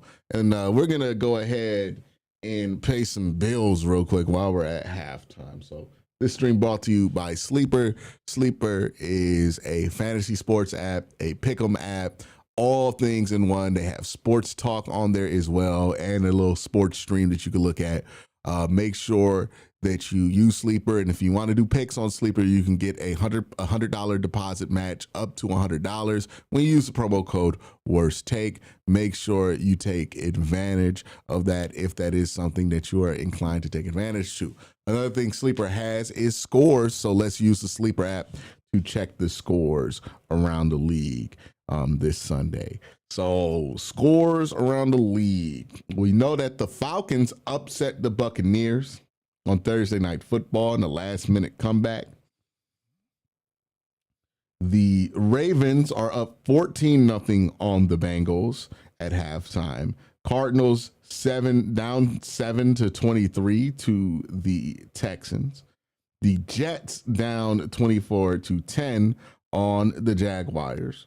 The Chargers are down 3-13 to the Chiefs. The Buffalo Bills are down 7-24 to the 11-2 New England Patriots, and the Commanders are up 19-7 on the 2-11 Giants. So the games to watch here, if you're a Browns fan worried about draft position, you're going to want to watch the 4:00 game, Titans versus 49ers. You're also going to want to watch what happens with this Raiders-Eagles game. It does not look like that's going to be one where the Raiders are able to pull off an upset. They're down 17. And you're watching this Giants game because they're down 22-7 to the Commanders. If the Giants can get a win here, and I think the Giants have winnable games, their next 2 or 3 opportunities. If everybody ends the season at 3 wins, the Browns do get the tiebreaker. So that is something that does affect things there. So if you're a Browns fan and you want the best pick in the draft, you want all the 2-win teams to become 3-win teams, and you want the Browns to lose out. We'll see what happens. There's a lot of football left to be played. Right now it looks like the Browns aren't going to win this one, but I didn't expect the draft position to be changed too dramatically this week. You just look at the matchups. It didn't feel like any of those felt like ones where a 2-win team can win, right? Raiders, Eagles, probably going to be the Eagles there. I think the one that was closest in doubt was maybe that Commanders-Giants game, but it looks like the Giants are down pretty bad to the Commanders there, but the Commanders aren't better than giving up a big lead here. And then the 49ers versus Titans feels like that's going to have a pretty predictable outcome as well. So we'll see. We'll keep track of that as that becomes relevant. Obviously, if the Browns win a game or 2 down the stretch, we're having completely different conversations, but that's a conversation you got to monitor right now. I know a lot of people have been talking about Jackson Dart. Let's see what Jackson Dart is doing in this game right now. Let's see. Let me bring up the stats. All right, so Jackson Dart, 7 of 16 for 71 yards, 1 interception, 1 sack. So does not look to be like his best game as a pro. And that seems to be a huge part of the problem. Also, another part of the problem is that the Giants look like they're struggling against the run. So there is that.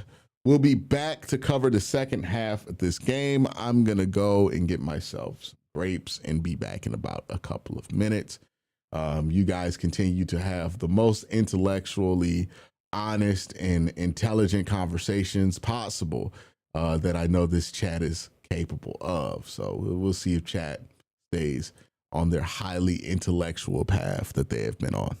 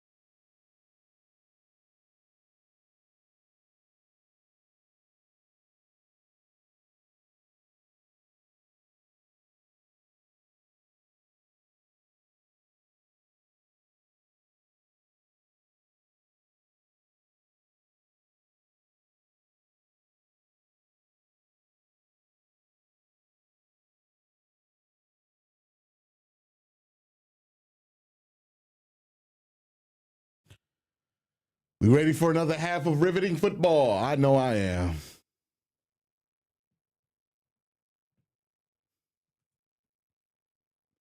Let's go ahead. Let's go ahead and see what happens here. Yeah, Luther Burton. What y'all want to talk about? What y'all talking about? Let's see what chat on. Let's see what chat on. Is chat on trash? Yeah, I keep seeing people being like, "Oh my God, we could have Mike Vrabel," right? I don't think Mike Vrabel's the reason they're better. Like, I think the reason they're better is the MVP candidate that they have on offense, which is Drake May. I think that's made a huge difference to the Patriots season. I think we're ignoring the obvious to try to point out the thing that makes us the most miserable, right? And the thing that can make Browns fans the most miserable is the idea of like, oh, Mike Vrabel being this changing force as a coach. And that's what the Browns missed out on. But I think the obvious answer here is just like, it's not that we don't have Mike Vrabel. It's that we don't have a quarterback like Drake May, right? Like that's the issue. Because the Patriots before Drake May turned into Drake May didn't look like the Patriots, right? It's just having that guy playing at that level changes a lot for you. You know, every coach looks like a genius when they got a franchise quarterback, right? Like Zach Taylor got to a Super Bowl. Nobody thinks he's a genius now, but people could be convinced in 2021. You know, when you got that level of quarterback, that's going to change things. So that's really it. You know, like Drake May is playing at a top 5 level. He's playing at an MVP level. He is the favorite in some people's eyes to win MVP. And when you got a quarterback playing at that level, it's hard to be a bad football team. You know, I think that's the obvious thing that's changed there. And that's why things are different for him. You know, on a different part of the spectrum, you're seeing what the Bears are doing. Now, Caleb Williams isn't necessarily playing on an MVP level, but he's playing at a very high level. And that's made a huge difference for them, right? Quarterback play, it changes a lot. And sometimes we're comfortable with that idea, sometimes we're not. But it changes a lot. And if you have a chance to get the quarterback play that can change your team's outcomes, you got to go for it. Now, maybe you think that guy's on the roster in Shedeur Sanders. Maybe you think that guy's in the draft. But the Browns owe it to themselves to figure out, hey, is there a way for us to get the type of quarterback in here that can make that level of a difference? Maybe not an MVP level difference, but a big level of a difference here. You know, that's going to be what the task is. Obviously, you got to solve other problems, offensive line, wide receiver, got to throw resources at that too. But the good news is that the Browns are unfortunately, but fortunately in a position to be able to throw those kind of resources at those problems because they have a lot of resources to spend. So we'll see.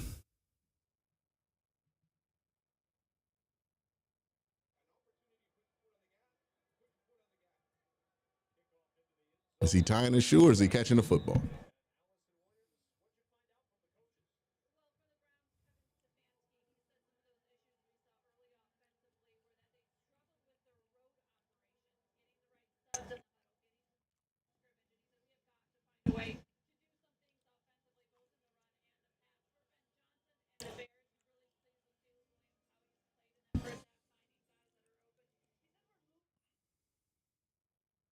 With how the weather has been in Cleveland, does it make you happy that I live in? Well, look, it's not necessarily like 70 and sunny in Georgia right now, even though it was yesterday.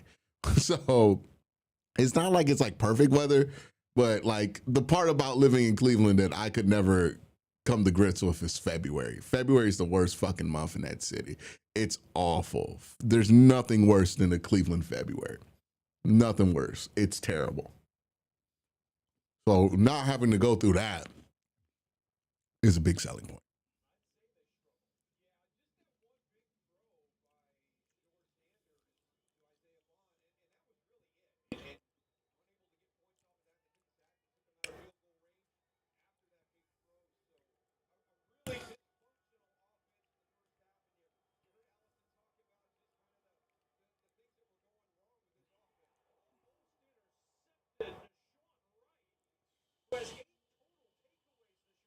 All right, let's lock in.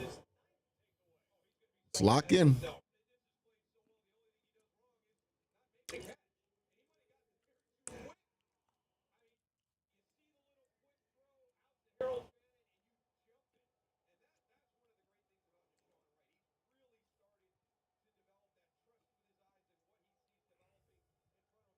Great job.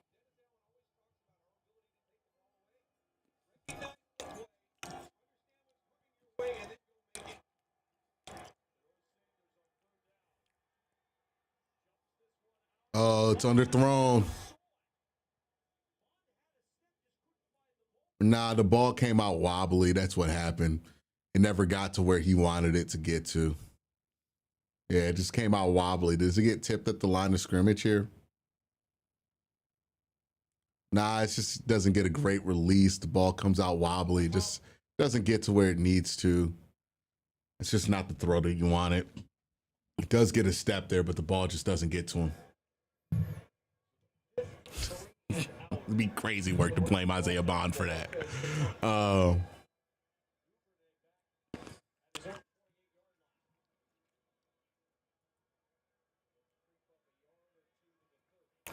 Let's see, we got a super chat here. It's the Browns, another shitty punt return defense. If we draft Mendoza and he looks bad and we get the #1 pick in 27, do you take Raiola or you take Jeremiah Smith, getting you ready for early 2027 talk? Jeremiah Smith is absolutely who I would take. What? If Jeremiah Smith were in this draft class, that'd be the only player you can convince me if the Browns had like a top 3 pick that you can avoid taking a quarterback because you want to take Jeremiah Smith. Jeremiah Smith is going to be one of those guys in the NFL, like a Jamar Chase, that can completely change your offense and lower the floor of what your quarterback play needs to. There's not a lot of those guys in the league. There's like maybe 3 or 4 of those guys.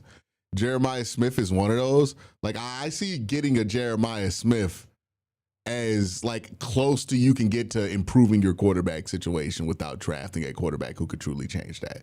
So yeah, if you can get Mendoza in 26 and then you get Jeremiah Smith in 27, I'm doing fucking backflips, right? If you had Shador and you got Jeremiah Smith in the draft this year, I'm doing fucking backflips. Like, that's a guy who's gonna just change your outcomes on offense. You know, he's that special of a talent, in my opinion.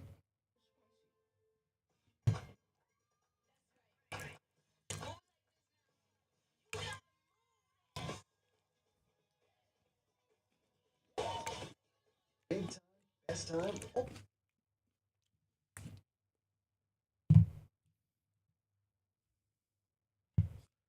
Someone said it was the win. No, I don't think it was the win. I just think it came out of his hand wrong. Again, it's not the biggest deal in the world when something doesn't go right for Shador. It happens. It's football. The ball just didn't come out of his hands right. Yeah, it just he kind of lofted it. It didn't come out of his hands right. And it died on him. And it's a hard football to throw right now, you know? So shit's gonna happen like that.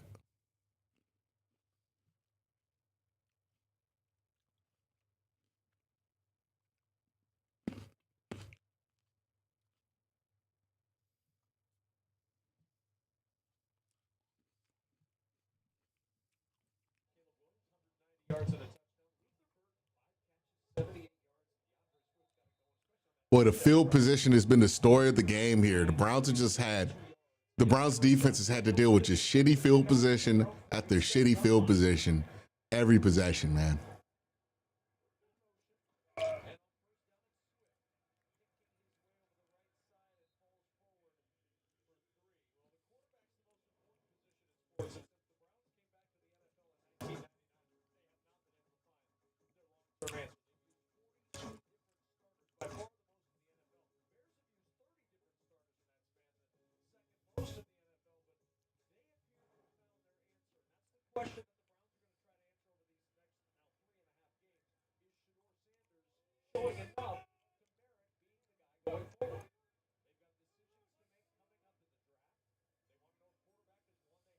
What percent of runs has QB been hit behind the line of scrimmage? It has to be at like 40 or 30%.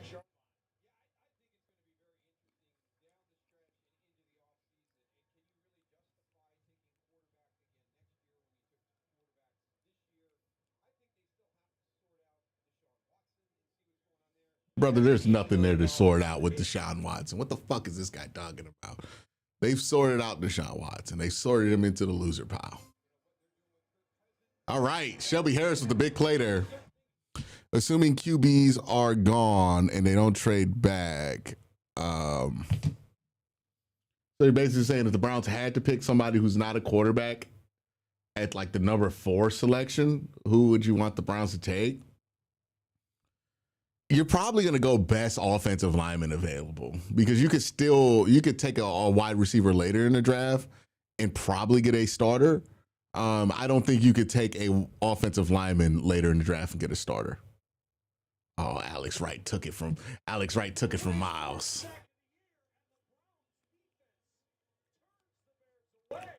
All right, best field position for the Browns offense here.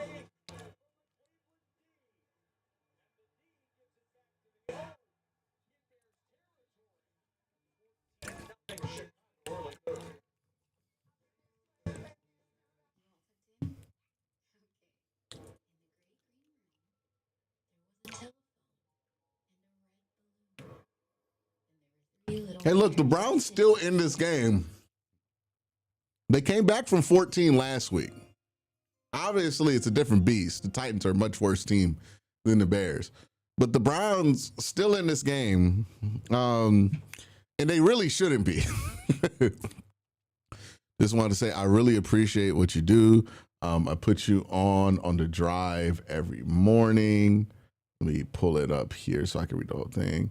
Every morning on the drive to work. Keep doing what you're doing, bro. Hope all is well. Appreciate you, Crackles. Appreciate you. Thank you for the super chat, man.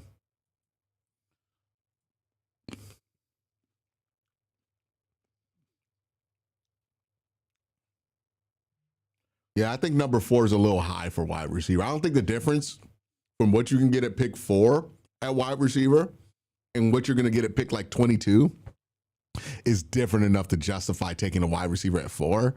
But I do think there's a big enough difference from the offensive linemen, especially the tackles that are going to be available at 4 versus the tackles that will be available in the late first round. I don't think the tackles are worthy of a top 5 pick. And that's ultimately why I would trade back. But if I had to pick somebody, it'd be like, all right, fuck it, let's overdraft the tackle.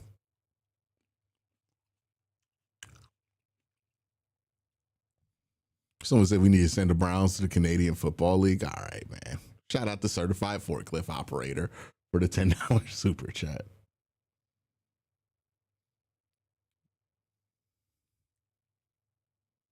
Yeah, the Browns could get guards in the second round, though. Like, that's not really a big concern. You can get guards in the third and second round. Tackles are harder to come by.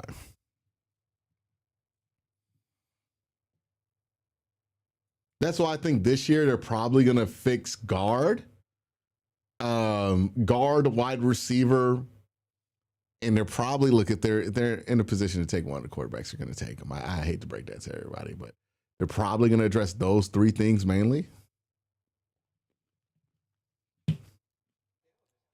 Let's see what offense can do here. Again, a touchdown completely changes the outlook of this game, man.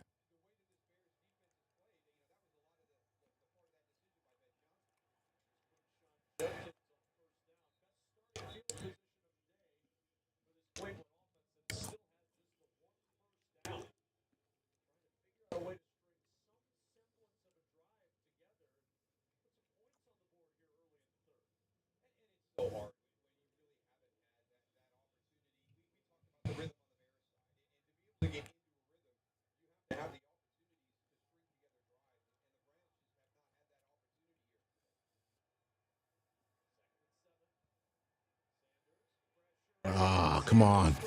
Okay, thank God Harold got that one. Whoo.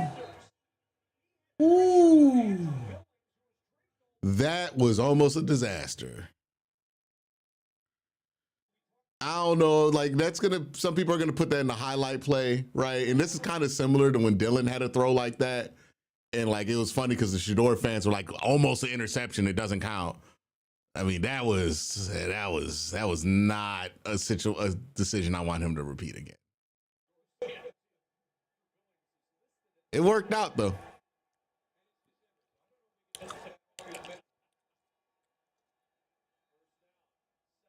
Nah.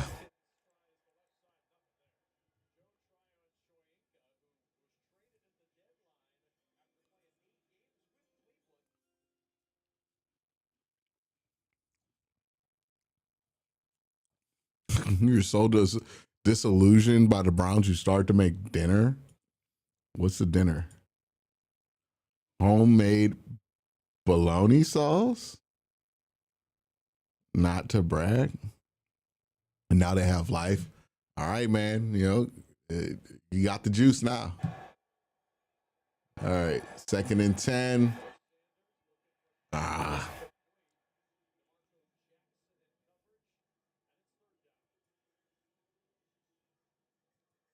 Is it bologna or bolognese? I don't know what the fuck that is.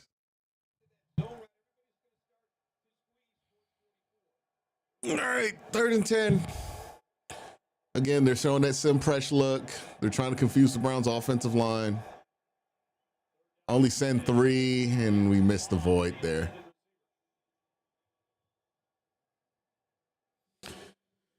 And we're going to kick a field goal here.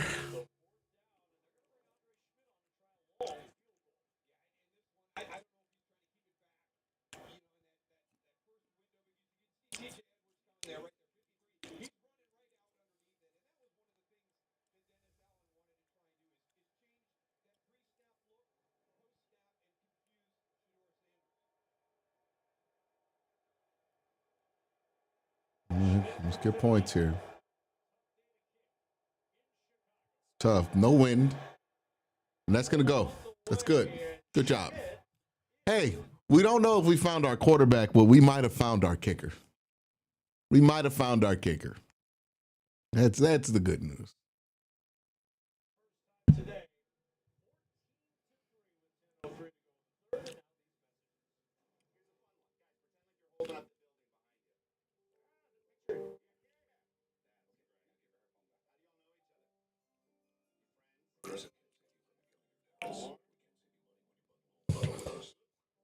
Certified forklift operator says, do you think this will be the last year for Njoku in Cleveland, considering how well Fannin is playing?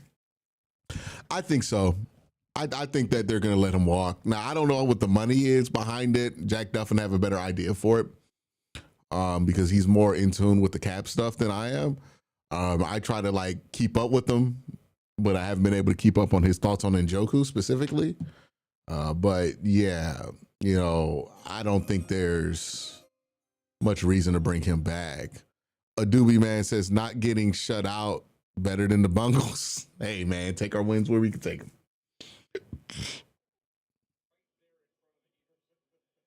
I just don't think they have much use for him now that they have Fannin, and what you would have to bring him back money wise for just wouldn't make sense. Like if you got to use 15 million to bring back David, but you could use, 20 to get a left tackle, what are you going to want to do, right? You're probably going to want to bring in a left tackle.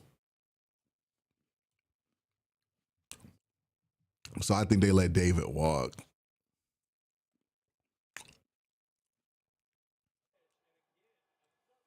Boy, field position has just been terrible all game because of special teams.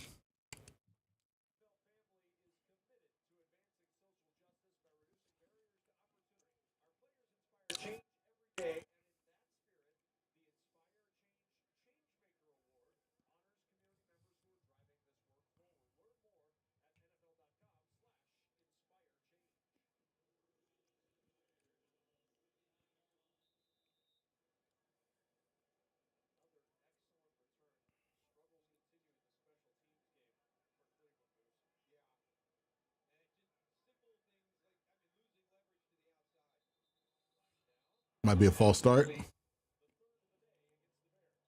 False start. Offense number 75. 5-yard penalty.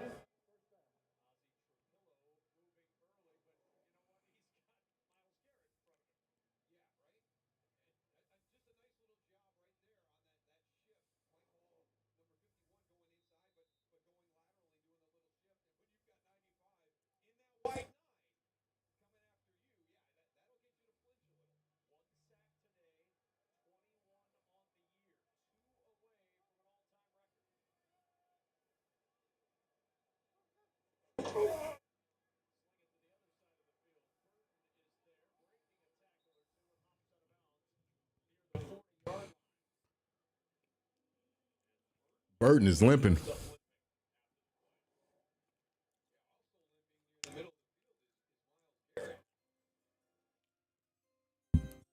Special teams kick coverage is so bad. Yeah. Think he took a chip. Left thigh.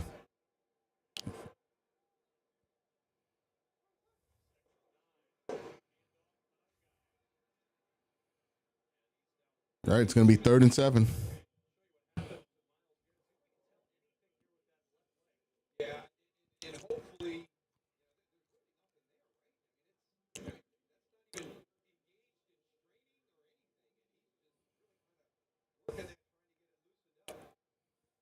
I think he's just cold.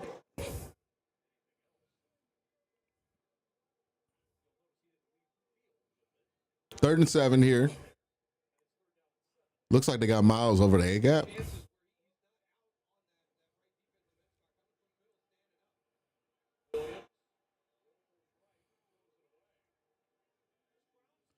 The Browns defense is really stiffened up here. You know, wide open door for Shador to get some points on the board and get this to be a ball game.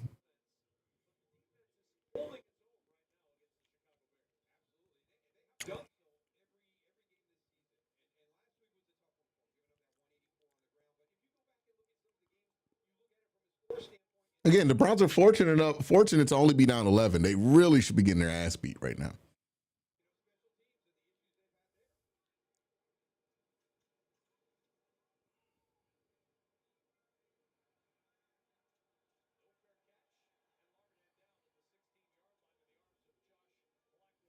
Hey, you had to catch it there. Someone asked, do you just abandon a run? I think you either have to run the ball from different formations because they're so dead set on running it out of like 1 or 2 formations. You either have to run the ball out of different formations or you just got to abandon it entirely. If you're not comfortable running the ball out of gun, out of different looks, maybe even out of a little bit of 11P, then you just can't run it because right now the Browns are just so extremely predictable. Every time they want to run, it's the same 2 or 3 formations, same 2 or 3 plays, you know? Hey, Q, I've watched along with all your streams and vids, but never contributed financially to support your work. Just want to say, keep it up. This is from Liam Fung, 3608. Appreciate you, man, with the €5. Even a field goal here would be big, says Sly. I would agree. Points here of any kind would be appreciated. Points here of any kind would be appreciated. Let me do something real quick.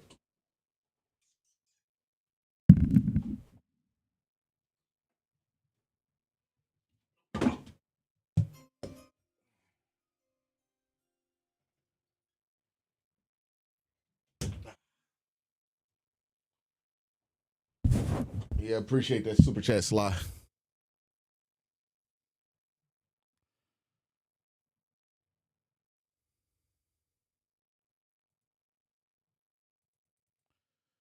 Just gotta take it one drive at a time, right? It hasn't been a great first half.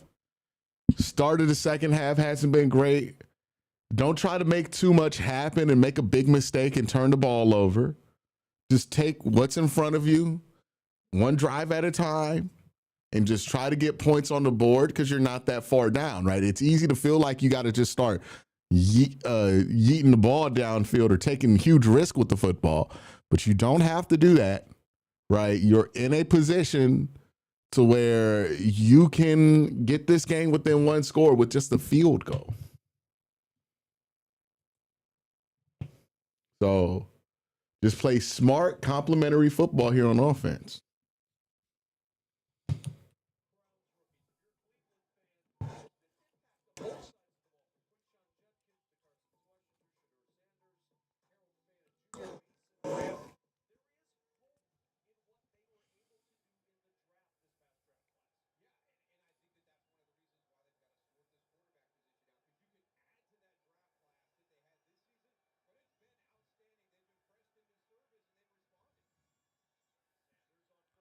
Oh Oh boy, that's exactly what you did not want to have happen.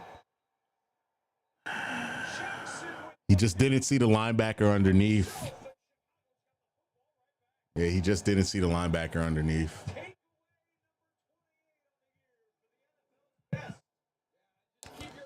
So he drops back here, gets here, he loses the linebacker underneath, and he just never sees him.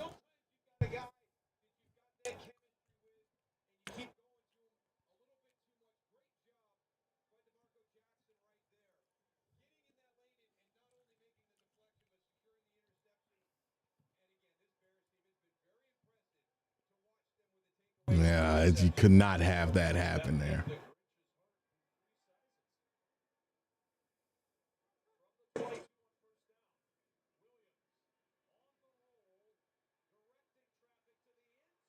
Oh my God, did DJ Moore catch that?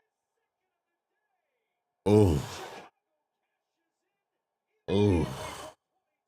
Well, you had a window.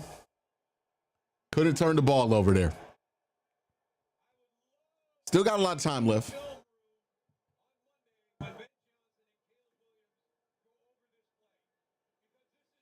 This is just such a fucking incredible throw and catch by Caleb Williams and DJ Moore. I mean, you can't draw this up. You can't draw that up. That's just, I don't know what you do there. That's good coverage.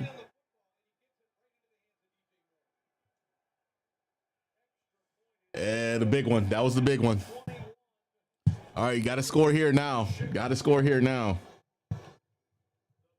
Or it's just going to start to feel truly over.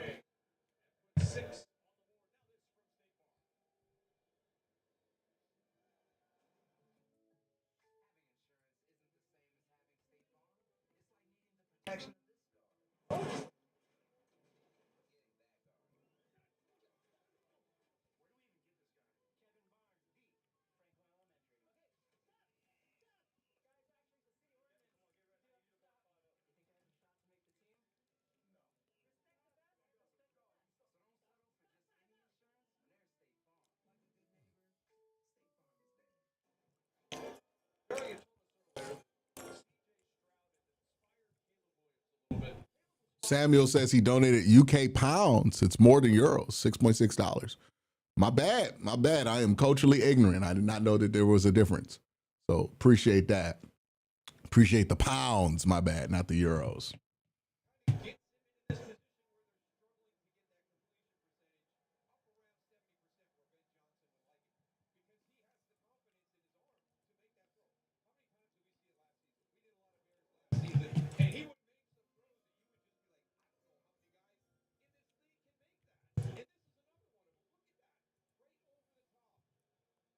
I'm not a Shador the Dirt, someone who's crazy for him. We got a lot of weird nicknames for Shador fans here, man.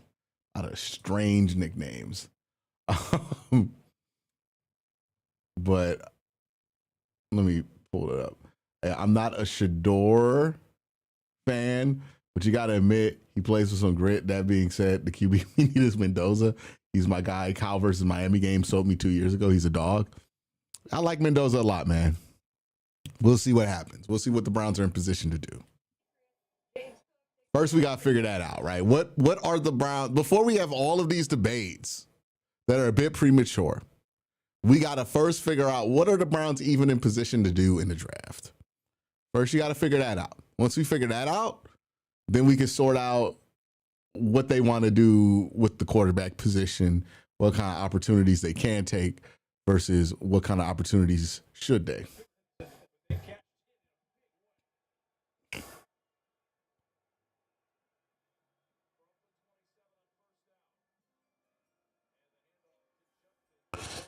If we lose Reese to a college head coach job, who could be the Browns? Josh McDaniels figure come in and call plays. Kevin stays the CEO, needs stability. I think Kev's out of moves here with offensive coordinator, man. I hate to break it to you, man, but I think Kev's out of moves here, man. You can't lose 3 offensive coordinators in a row. You know, I understand if Reese takes the job, you're not firing somebody, but it's just like, I don't know. I don't know if there's a Josh McDaniels out there, right? Like part of the reason Kev's the head coach is because we think he could be that guy. And that's kind of a problem if we're just like, yeah, he can't be that guy. This has been the most Jameis Winston peeled game of Shedeur Sanders' life. This is like such a Jameis game. He had that big bomb to Bond, and then he almost turned the ball over right after that. And then another big bomb to Bond after a interception. This is the most Jameis Winston game of Shedeur's life. Like,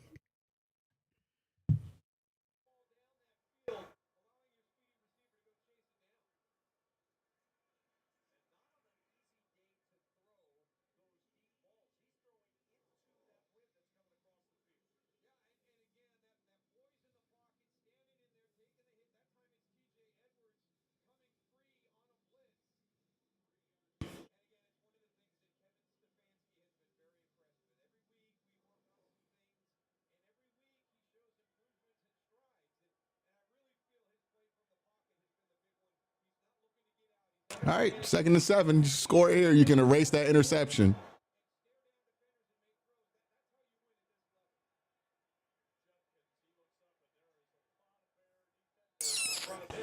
Put him in a 3rd and 10 here.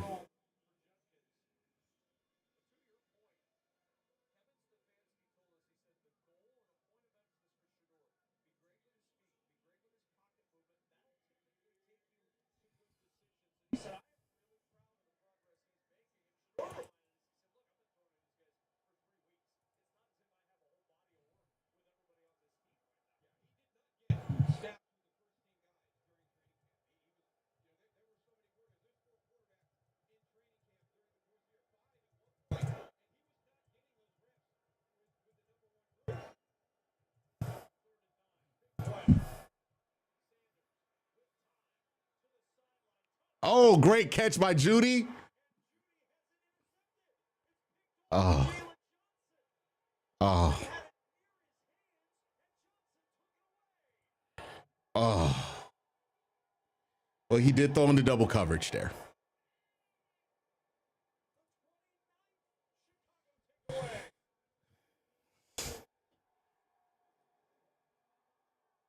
Let's see what happened. A little bit of a window. Oh, Jerry just drops it right into his chest. Jalen Johnson just gets a free one. Oh, that one's not on Shedeur.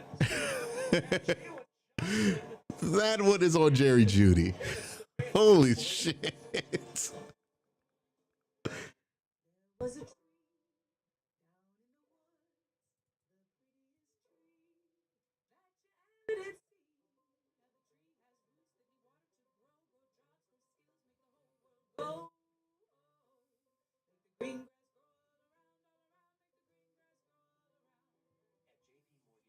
The investments we make help make businesses happen, that make jobs happen, that make communities happen.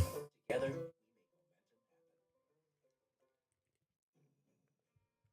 we make momentum happen.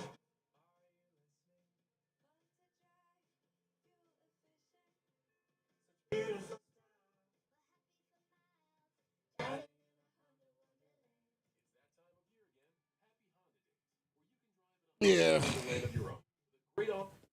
Yeah, this is very Jameis peeled right now. I mean, like, that wasn't even his fault, but there were a couple of throws where he kind of got away with, you know?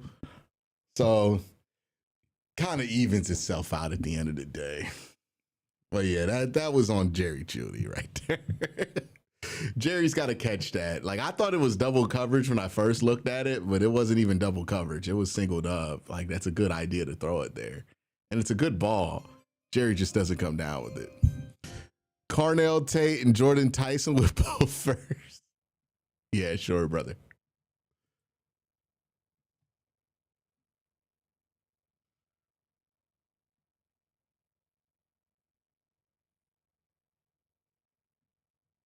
Why are people mad at me like I'm blaming Shedeur for that one? What?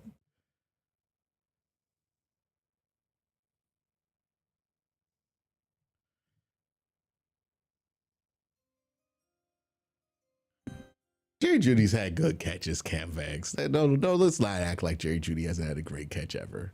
He's had great catches before. That just was not one. And he has drops a lot. But yeah, I get what you mean. From a dime to an interception, yeah. From one of his best throws to the day to a negative play. And that's how the NFL works sometimes, man.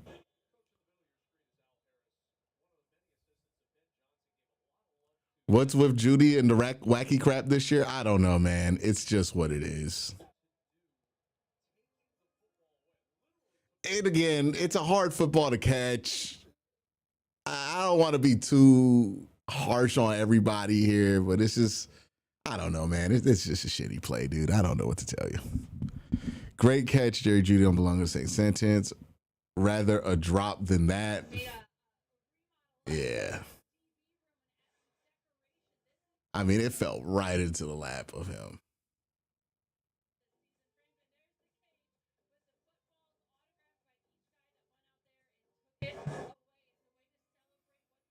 What is with Jerry Judy and the wacky crap this year? I already read that one. Thank you for super chat, Sir Phillips. Or Senior Phillips, my bad.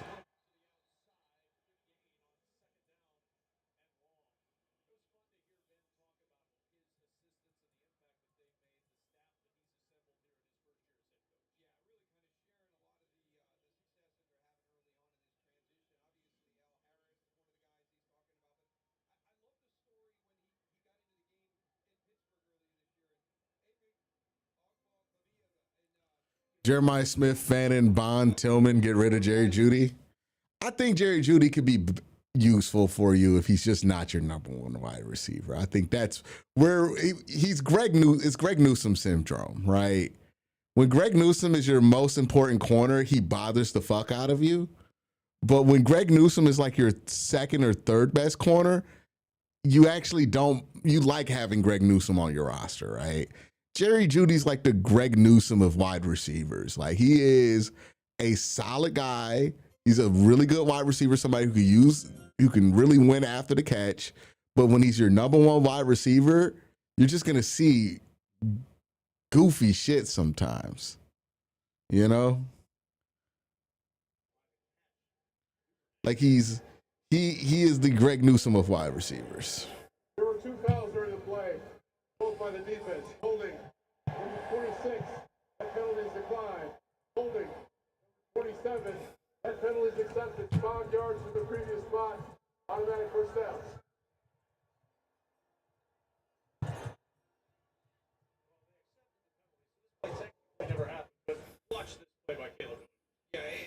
Yeah, the throw was good. I don't think the issue was the throw.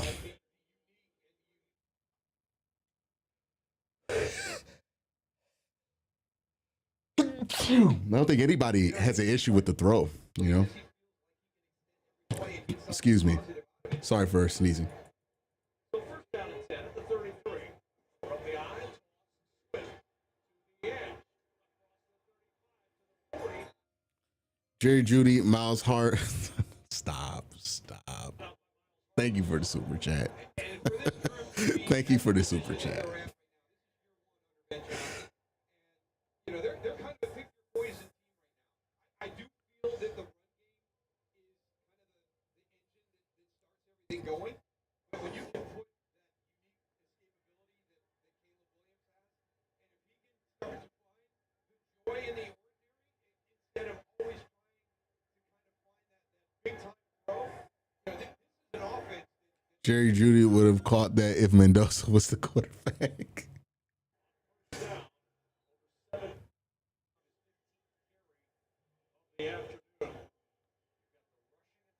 Is everybody going to focus on the Jerry Judy throw at the end of this game and not the 3 points? All right, 2nd and 5. Let's see if Miles can get number 22 on this drive.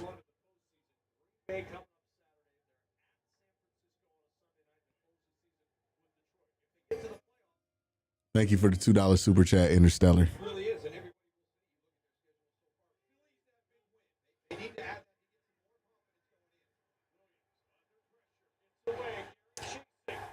Oh. Got to be a hold there, right?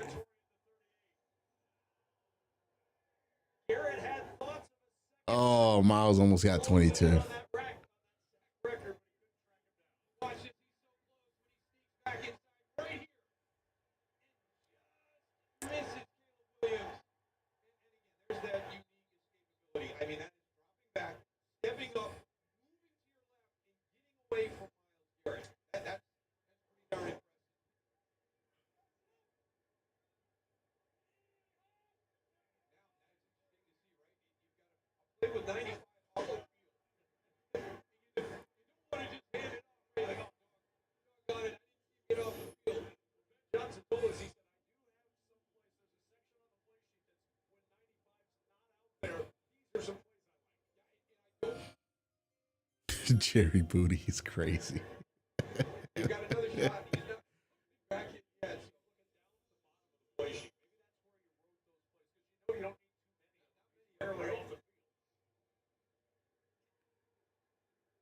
you don't need too many. Not many early off the field. Trying to get warm on that sideline. Catches breath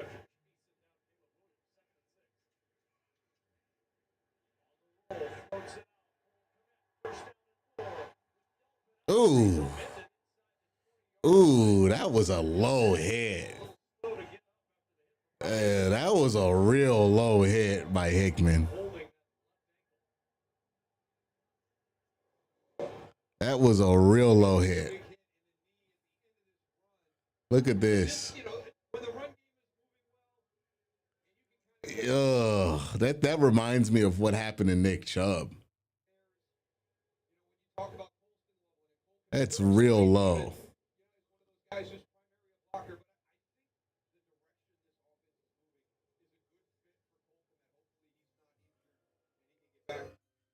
I'll be focused on how atrocious the run game has been again. It's been a constant with Kevin over the last 3 years, and part of the reason why I don't think the answer is going to be him figuring out the offense. I would agree with that, Sly.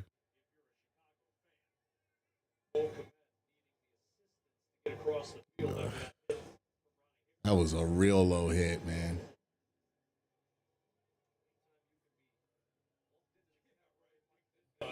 Bears more.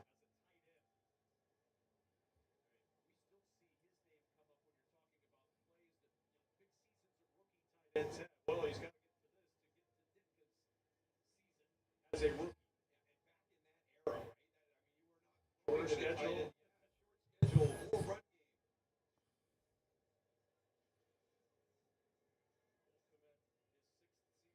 Notre Dame. 2 catches for 28 yards today. Seems like it got better as he walked across the field. When he first got up, it didn't look all that great. All right, he's walking on his own, so it looks like he's okay. That looked a little scary there for a second.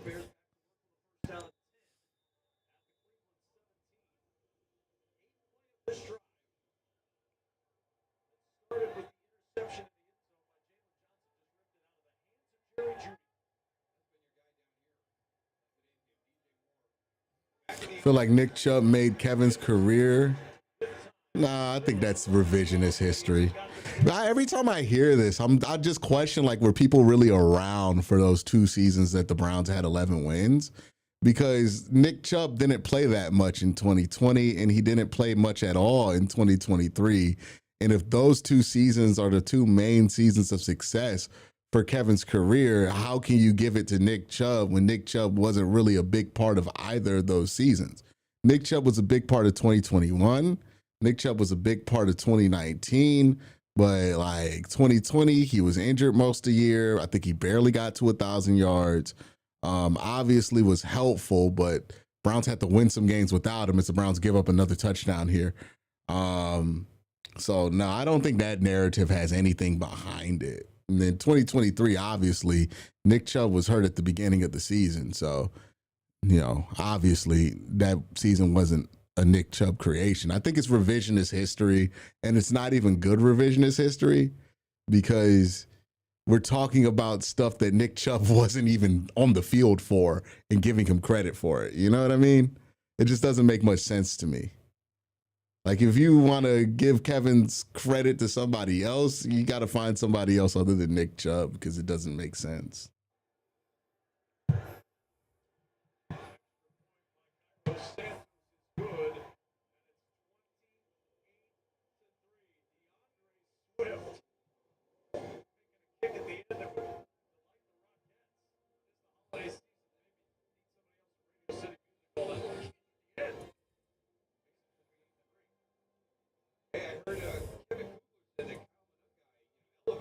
Well, now the score is about what it should have been in the first half. Still a full fourth quarter to go.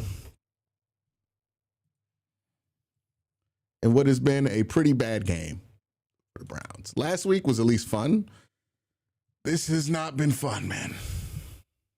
It's not bad when you have backs like number in Detroit to have another guy in that backfield here as a good building block for Chicago as they move forward. It's been Arc Raiders time. See you next week, chat. go back to that Sonic and Knuckles. Turning on that PS5. There's quite a difference between the two of them. And these guys are a little bit more similar, but they're both very, very good. And it's going to be fun to watch this offense grow as it moves forward. But they're not just from personnel and scheme, but just kind of what we talked about with the assistant coaches. What happens when you have attrition through injuries? Well, you better have a plan to have your backup ready to play, and that's. Is it just me, or does Miles get held or blocked in the back every other play? Has the NFL told the rest to let? No, if they called every hold on Miles, the game would just never start, man. Like, that's just what it is. They gotta just they on some level, Miles is just gonna get nerfed because it's just required to hold him, to block him. So it's like only egregious stuff gets called. It happens with every other edge rusher in the league too, by the way.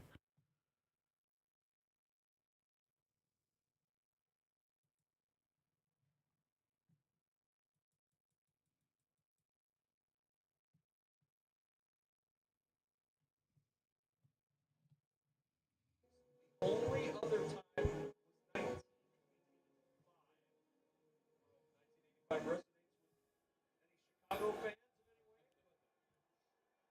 There was something We got a new center in.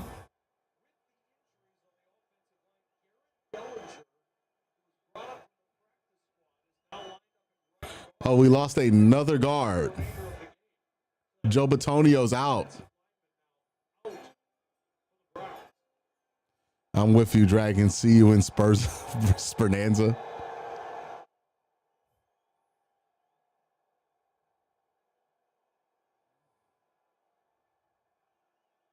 Oh no, Joe's in.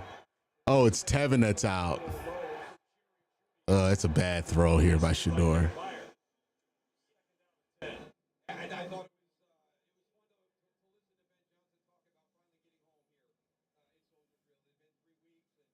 everybody knew what the temperature was going to be today. And even the guys, the players, talking about it. We know it's going to be a full house. It doesn't matter what the weather is. Everybody's going to be here. It's going to be great to be at home. We're going to do our part to try and make it stressful on the Browns, and we know our fans are going to help us out.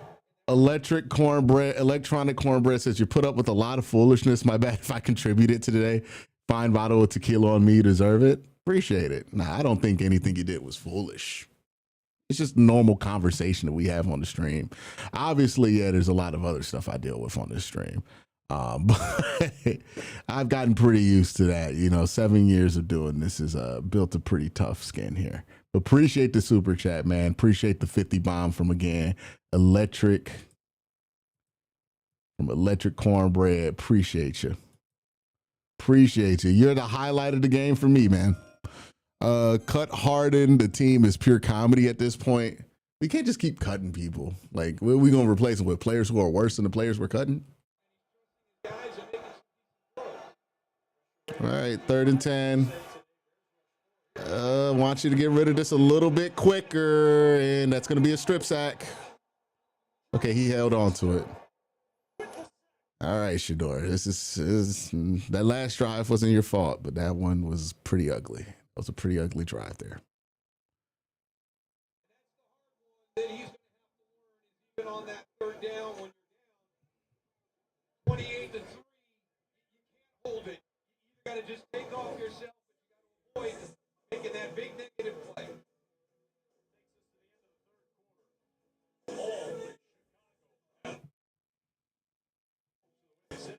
Whew, this ass whooping.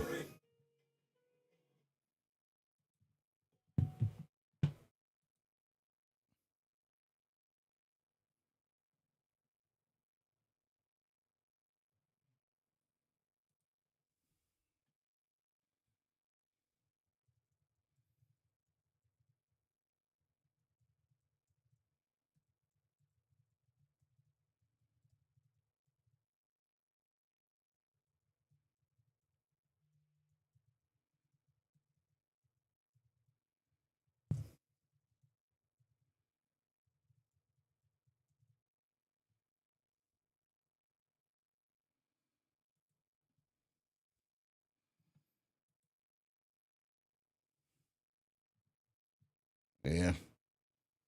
3 first downs. They're 1 of 10 for third down. I mean, it's been a bad game. It's been a bad game. Anytime you only have 3 points of offense, it's pretty shitty. Yeah. No matter what kind of stuff you're seeing in between here, bro.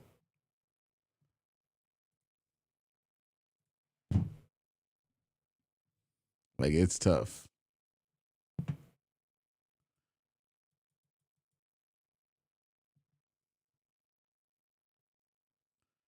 And this is not good.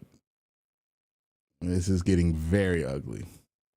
And keep in mind, like, the Bears defense, not really that good. So this is not encouraging, especially when it comes to the run game stuff. This is very unencouraging. You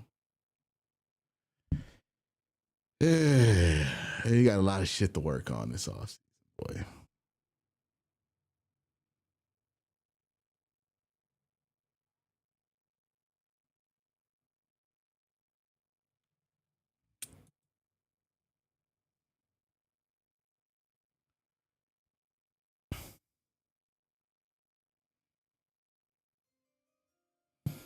I wasn't expecting a W, but I was expecting it to be competitive. I'm gonna be real with you, Solvent. I wasn't. Like, I was not expecting this to be competitive. I thought far too many people were not giving the Bears their proper credit, because a lot of people were like, the Browns could upset the Bears this week. I could see the Browns keeping this close with the Bears. And it's like, the Browns have played shit on the road all week, and they're coming off a loss to a 1-win football team. I understand, because Shador had almost 400 yards and 4 touchdowns. People kind of forgot that you lost to the fucking Titans this year, and you also lost to the Jets. But the bottom line is that the Bears are a good football team playing at home, and the Browns are a bad football team playing on the road. This is the result that should be expected. The Browns weren't going to keep this competitive. They're not a good enough team they barely kept shit competitive with the Titans last week. How can we not run on the Bears? We stink, brother. That's how. We can't run on anybody. We couldn't run on the Dolphins. We stink as an offensive line. They stink. That's the only explanation I got for you. Stream is better than the game. Almost 400 likes. You know, there is that. At least we're having fun on the stream. Yeah, I thought a combination of a lack of respect for the Bears and a overestimation of a football team coming off a loss to a 1-win team was factoring in a lot of people's predictions this week, and I thought it was a little ridiculous. That was really, really well done. Also 4 on the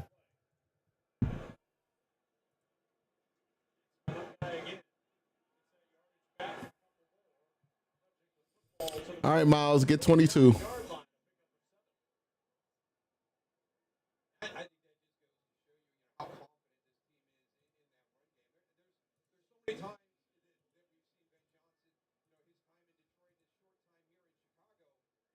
the ball in what a lot of people would consider obvious pass. Second and 14. Hey, we got to throw the ball here. And he'll come back and turn around and run the ball again after having a big loss on that previous play. Love the Christmas lights. Great job. Appreciate you, man. Appreciate you. All right, 3rd and 7. Blindside blitz. He gets it off, and that's going to be a first down to Loveland. The rookie from Michigan. Got a first down. He's got to be able to feel that pressure coming from that backside, and he's able to get the ball out to Loveland. And you're exactly right, Kevin. That's great concentration on a ball low and away from him.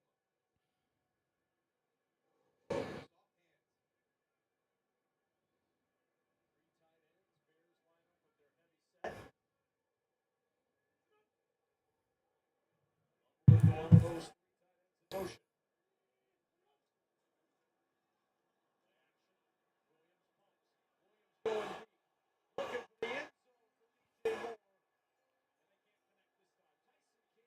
They wanted a pass interference. Shador's Colt fans are gonna have excuses this week. Yeah, it's probably gonna be a little unhinged this week. I mean, they seem to have not handled when he does not play well, especially when he doesn't play well statistically. I think the game he had today is not as bad as the stats would indicate. But there are going to be a lot of people who don't care about that, right? It's going to be nasty conversations. I would highly recommend you just, opt out of these conversations right now. You know what I mean? If you don't have to involve yourself in the trenches of the Shador Sanders argument, don't do it. That's what I'm going to do. I'm not going to sit here and see what Josina Anderson has to say after this, nor will I tune in to see what Barstool Sports has to say about Shador after this. I am completely uninterested in the peanut gallery that is the conversation online about Shador. I'm waiting for the All 22 to come out so I can really know how I feel about this game. But I'm not gonna rely on the opinions of Skip Bayless and Shannon Sharp and who's been on the other side of this? The Dave Portnoy, the regular Peanuts and the Peanut Show. Can't wait for the draft. Okay, let's go ahead and pull up that super. Sexton says, can't wait for the draft and all season. Give me Tate or give me Tef. We'll see what happens. We'll see what happens, man.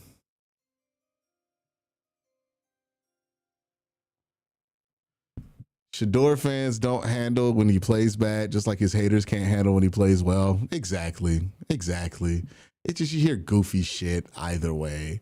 Honestly, like I try to just not engage into that conversation because the more you engage with that conversation, the more it can warp how you're trying to objectively view it, in my opinion.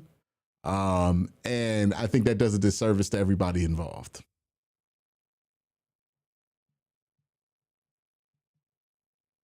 Because if you get too caught up in what Shador fans are saying, you're going to get caught up in arguing with them.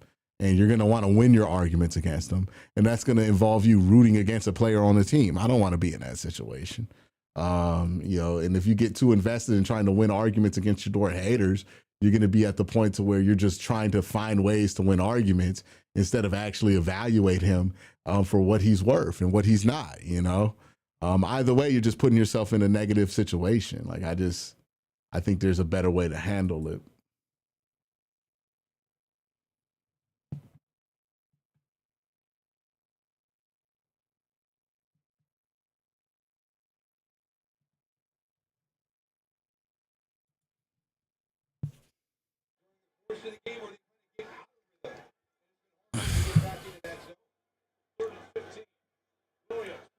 Oh, Miles, 22. 22.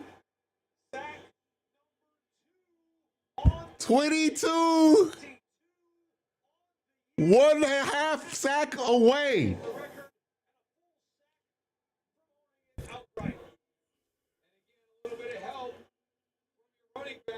Hey, Shelby Harris with the vet move fell off there so he doesn't get credited for half a sack.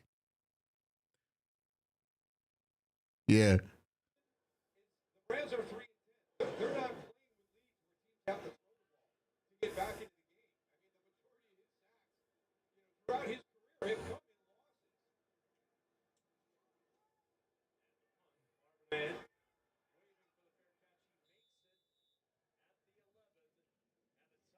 losses.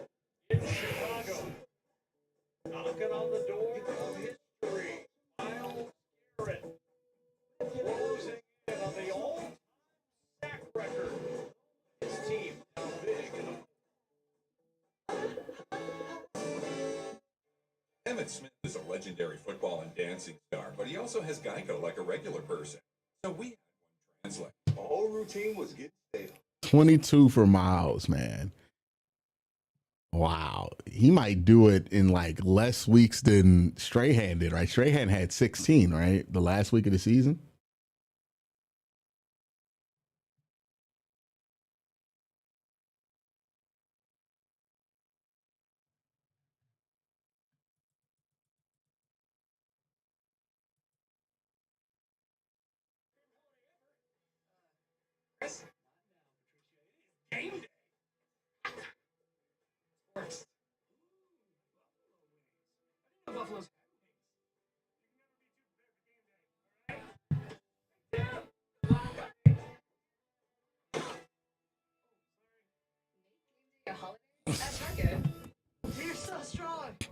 Check the new game day fit. Oh, snap. Correct. People actually wanted to trade that man. I would never understand it. This ain't your dad's cave assignment. It's good too. People thought that Miles would like loaf this year too. That's the funniest thing is people thought that Miles would loaf this year and not play hard, and now he's sitting on 22 sacks, man. Big shout out to Miles. Greatest I've ever seen, man.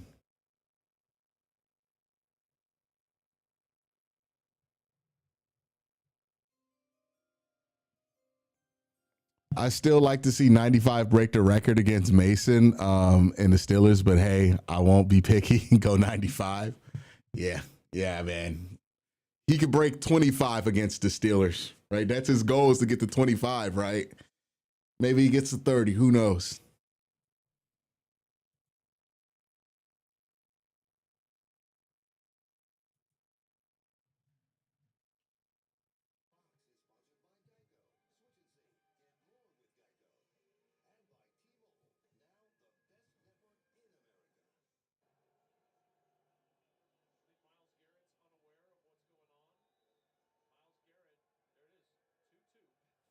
Two. 22 sacks. The record, of course, 22 and a half.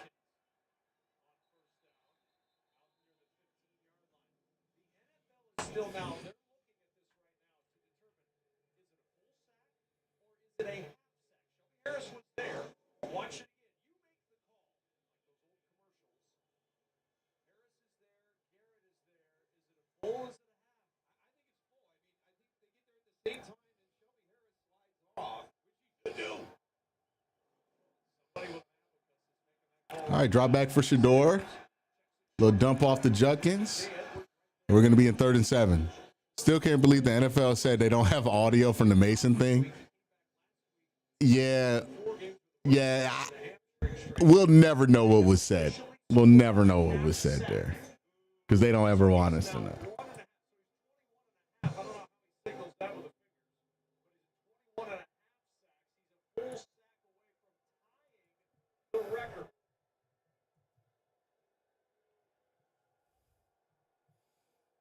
They took his half sack away.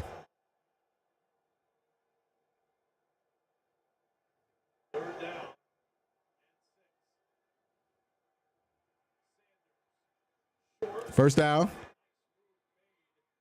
All right.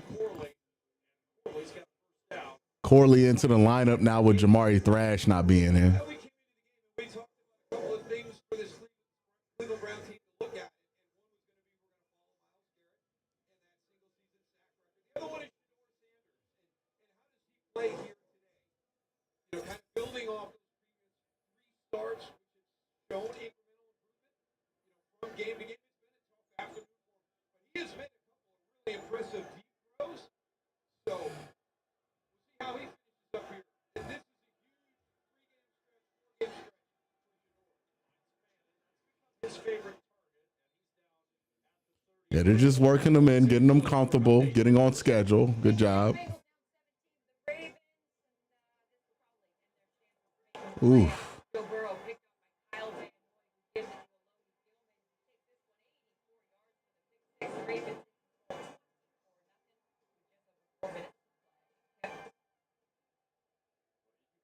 Frustration. All right, Browns ahead of the sticks here. Pretty good start to the drive.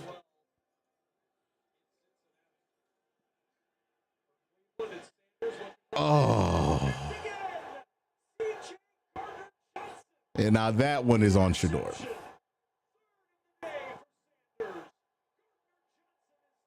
Yeah, that one's on Shador. Don't worry, Miles can still set the record up against Mason of 5 times. In fact, hold on, wait.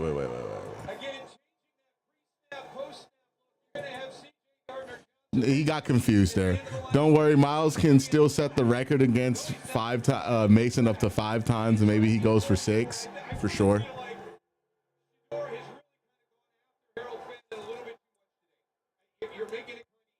Yeah, they saw it.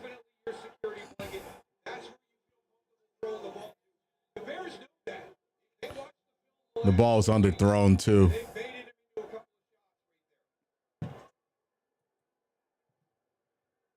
Jay Gardner Johnson is second with Chicago. 3 picks today for Sanders. 8:55 to go on the Well, board for the Bears from the short field again. Garrett, 1.5 sacks. It's a oh wow, he just fumbled. Oh, is that a sack or is that just a broken play? that will not count as a sack Okay, it's a broken play. by the official statistician. This is a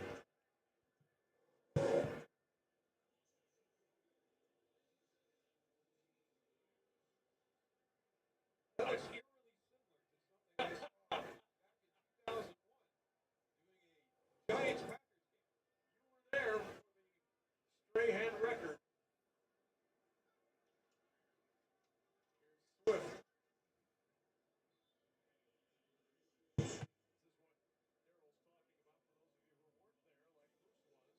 I guess you just have to control that snap. You can't actually pull it. hey, by the way, that would definitely be a roughing the passer in today's league. Of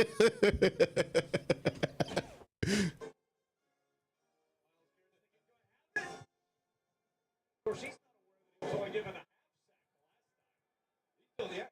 He still thinks he's 22. Third and 11. Off the hands of another guy, incomplete. And the Bears We'll punt. Oh no, they're kicking field goal. Santos for the field goal try.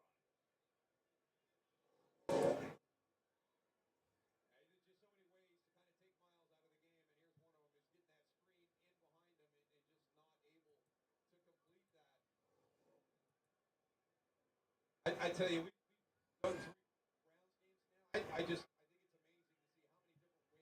how many different ways, teams try to negate his ability to impact the game, and yet he still always does. He told us that the Steelers guys told him they are not allowed to give him a sack. He said, they told me if I'm anywhere close, they're instructed to take the penalty. He said, it's been this way for a couple of years now. By the way, he's had a sack against the Steelers in his only game this year, but it didn't have 4 in 2 last year.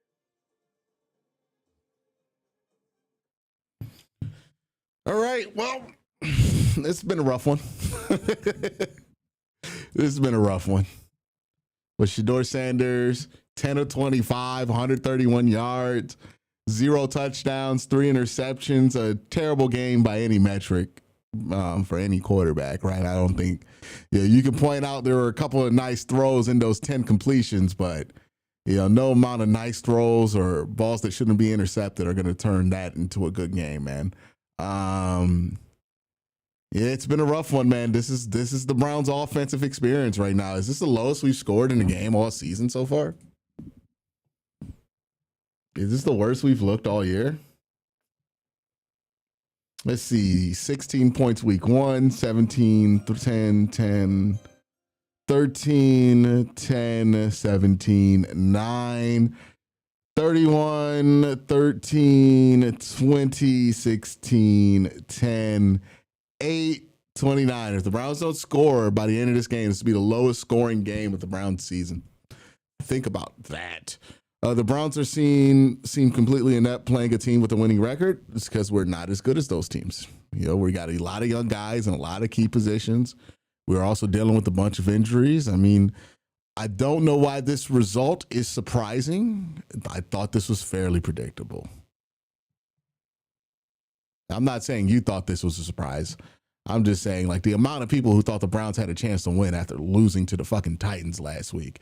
It shows you how important, like, how things are covered in the media is, because the Browns didn't get covered like a team that lost to the fucking Titans last week. They got covered like a team that was like, oh, we had a quarterback breakout, but you lost to the fucking Titans last week, brother. That says a lot about where you're at as a football team,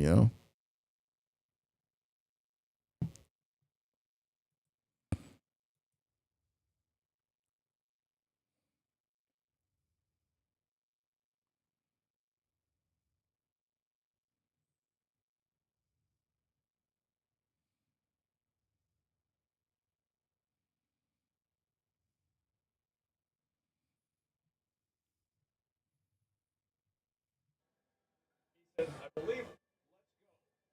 Let's go. There is.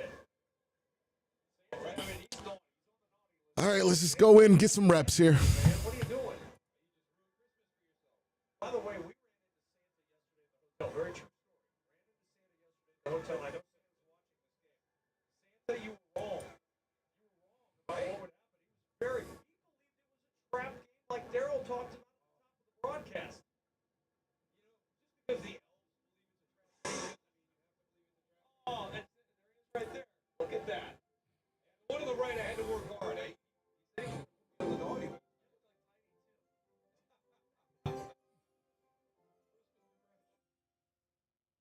This is the Titans game equivalent for 12 haters. I guess. I tell you, last week was much more fun than this week, though. For Thanksgiving, he didn't speak to me for 2 weeks. I mentioned something about Christmas in mid-November when we were done talking for weeks at a time. My wife gave me some lights to bring into where today. I said, we got to save that for next week. Excited then for Christmas moose.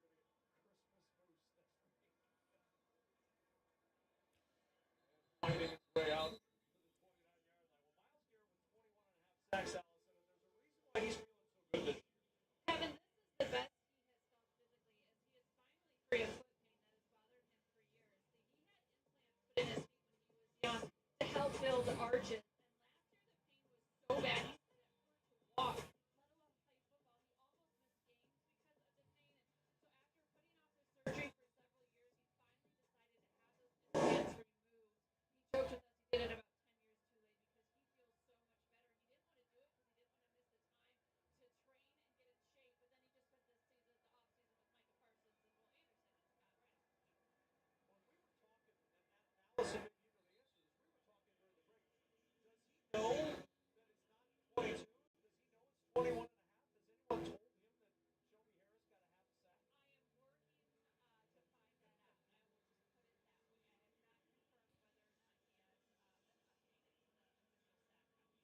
Shelby Harris got a half a sack?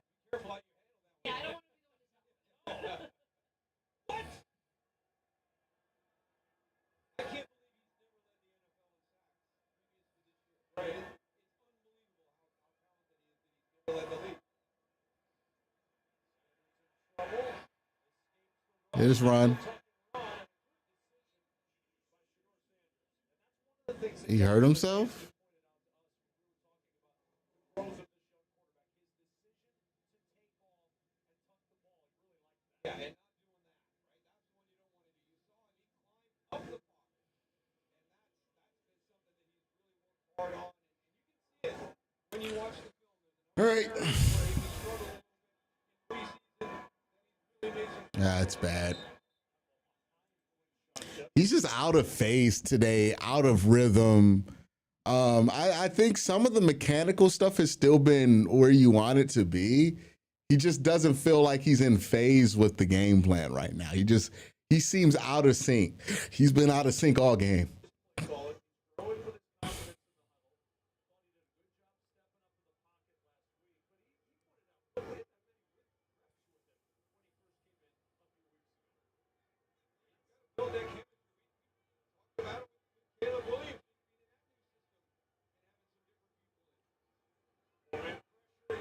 Good step up.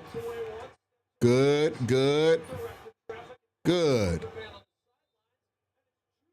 Nice catch. Nice catch, Jerry Jeudy. So really nice there, right? Steps up, rolls, patient.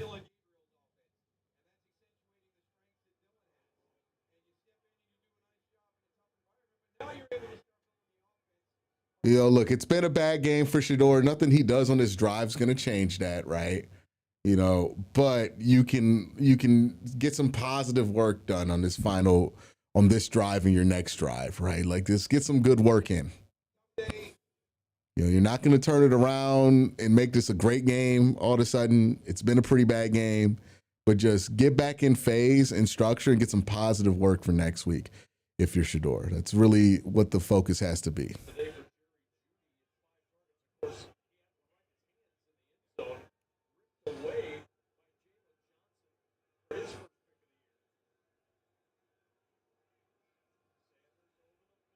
Yep, let's get some good work in.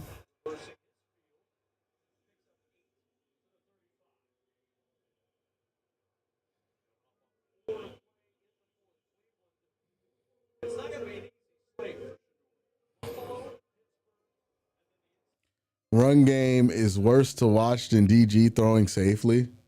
Well, I mean, yeah, there's other issues here.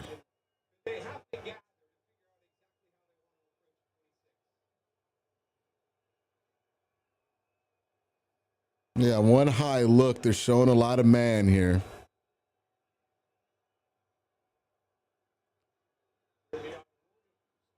And a run for a first down.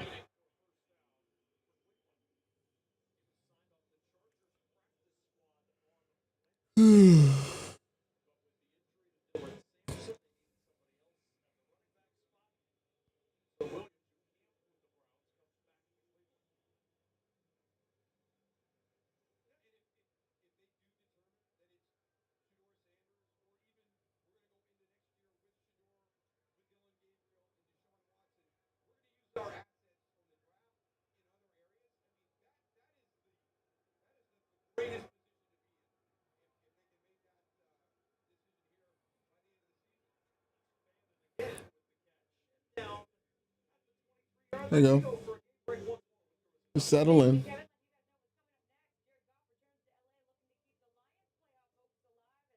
They face the number one seed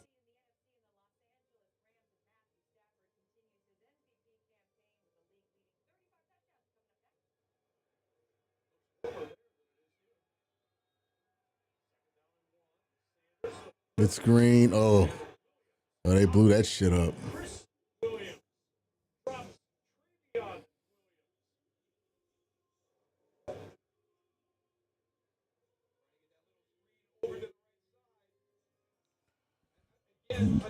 Shador's back may be a real issue long term. Is like he can't get off the ground even on his own when he slides. I don't want to speculate on a back injury if he hasn't been ruled out the game. Even on the ground when he slides, he has to maneuver awkwardly.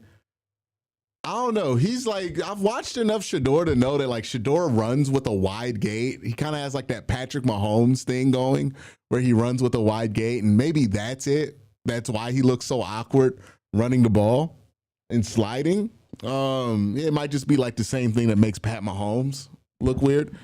So I don't know if that's his back. You know, he did have the back injury earlier this season. He seems to have been fine. I don't know. I don't know if I could say that like the back injury is going to be a long-term thing, but it's something to watch out for. You never comfortable with the back injury for a 23-year-old, right? Like that's always a concern because those things always come back. But we'll see.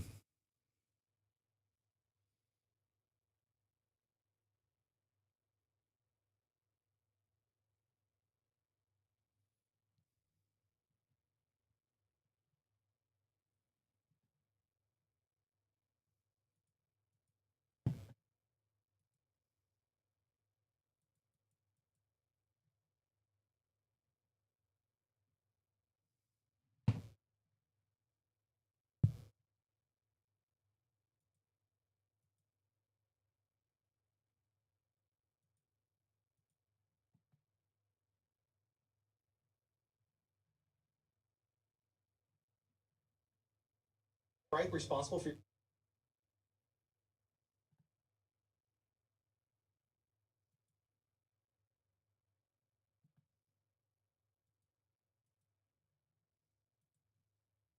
Everything they buy.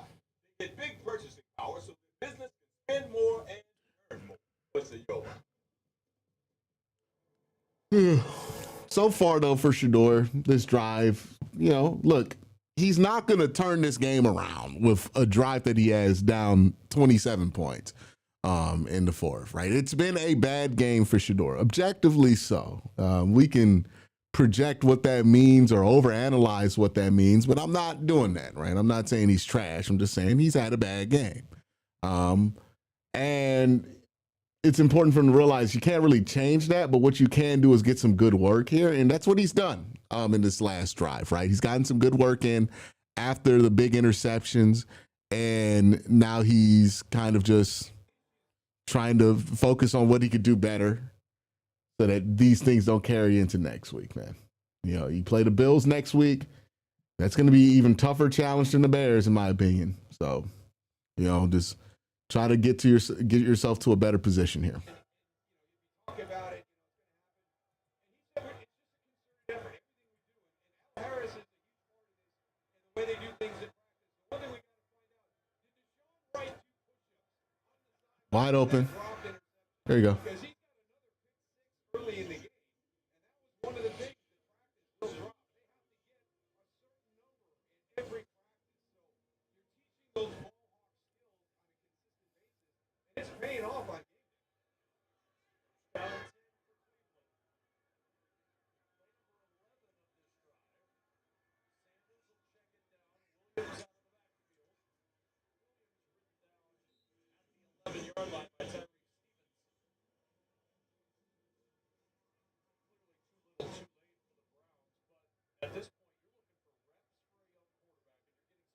positive steps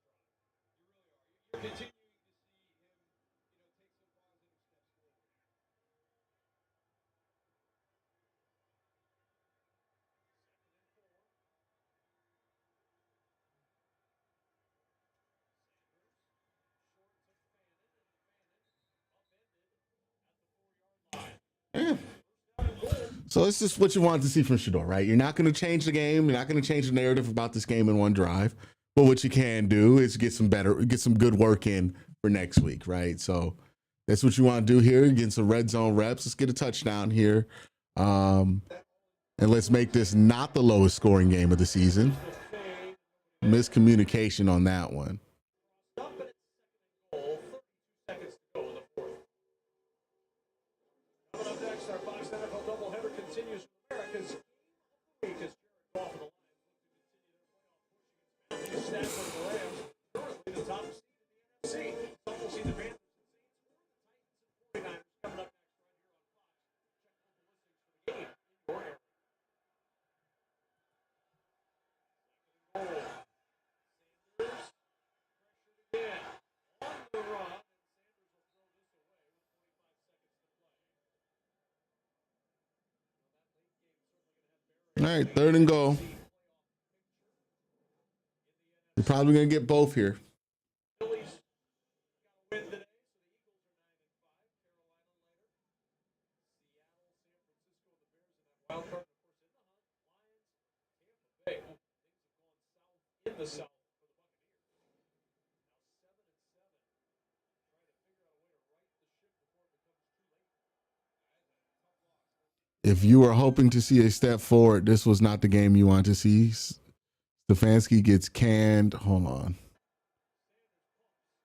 And down he goes. It's Grady Jarrett. All right, one more. He's got his first sack of the season. And it's 4th and goal. Difficult down here in the red zone. Everything gets condensed. And, you tell All right, so this is from Carl's Knight, who says, if you were hoping to see a step forward, this was not the game you wanted to see. Stefanski gets canned. I think Shador is not getting his chance here. Well, I mean, Shador got the play. I don't know what you mean by that last part. But, you know, he's a 5th-round pick, so he's only going to get the opportunities he can scrape up. So he's got to do the most with it, even if it's not perfect. Bears crowd very good. The Bears have been All right, 3 and 31. alive. 19 seconds, 4th and goal here.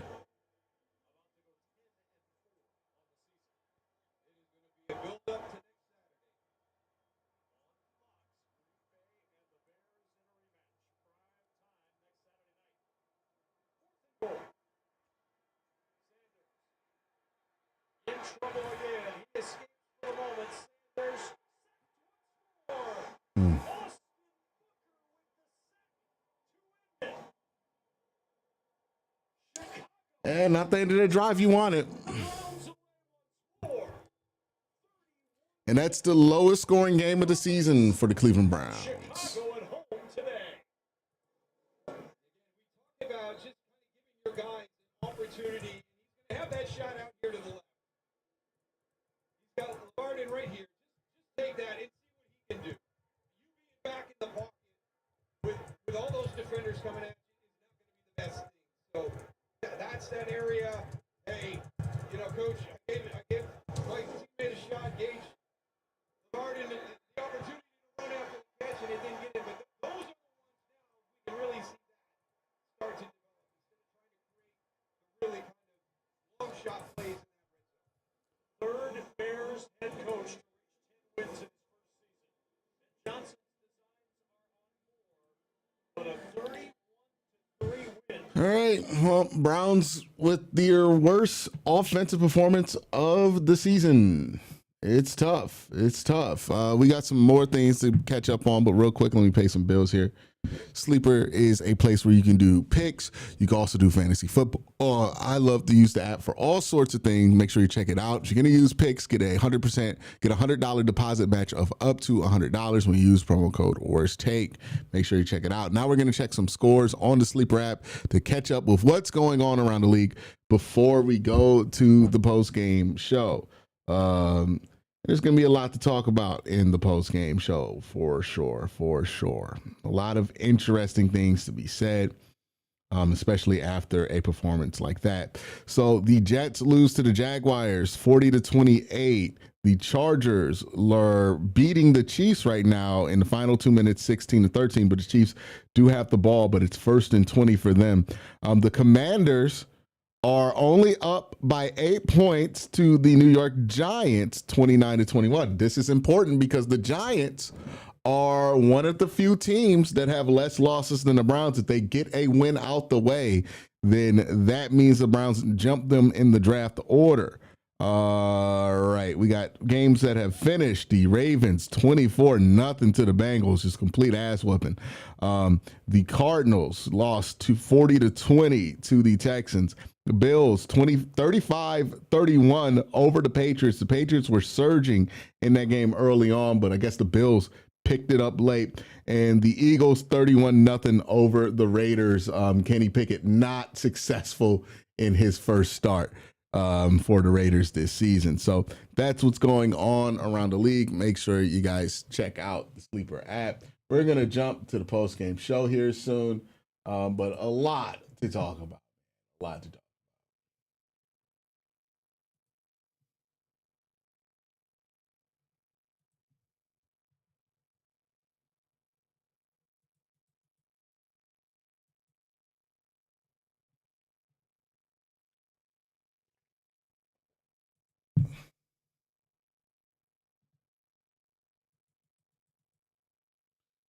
Big 4th and 8 here for the Giants. Dart's going to throw downfield, and there might be a penalty there. Nope. And it looks like the Commanders are going to win this one.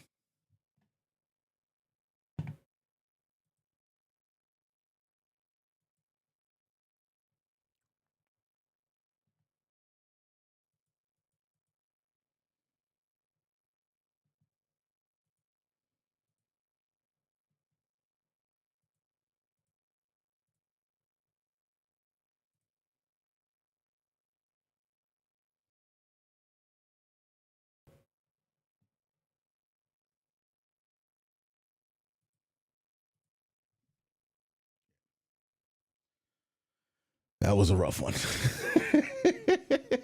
That was a rough one.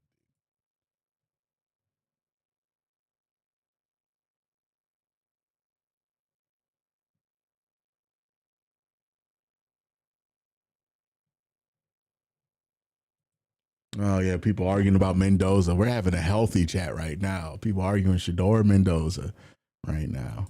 That's fun. Everybody's in the right state of mind to have that conversation, right? Yeah, that's perfect state of mind here, right?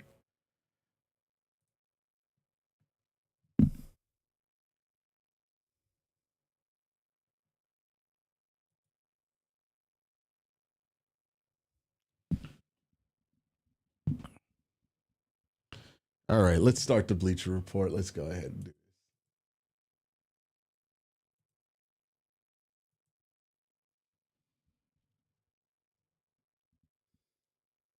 And go live in 5 seconds.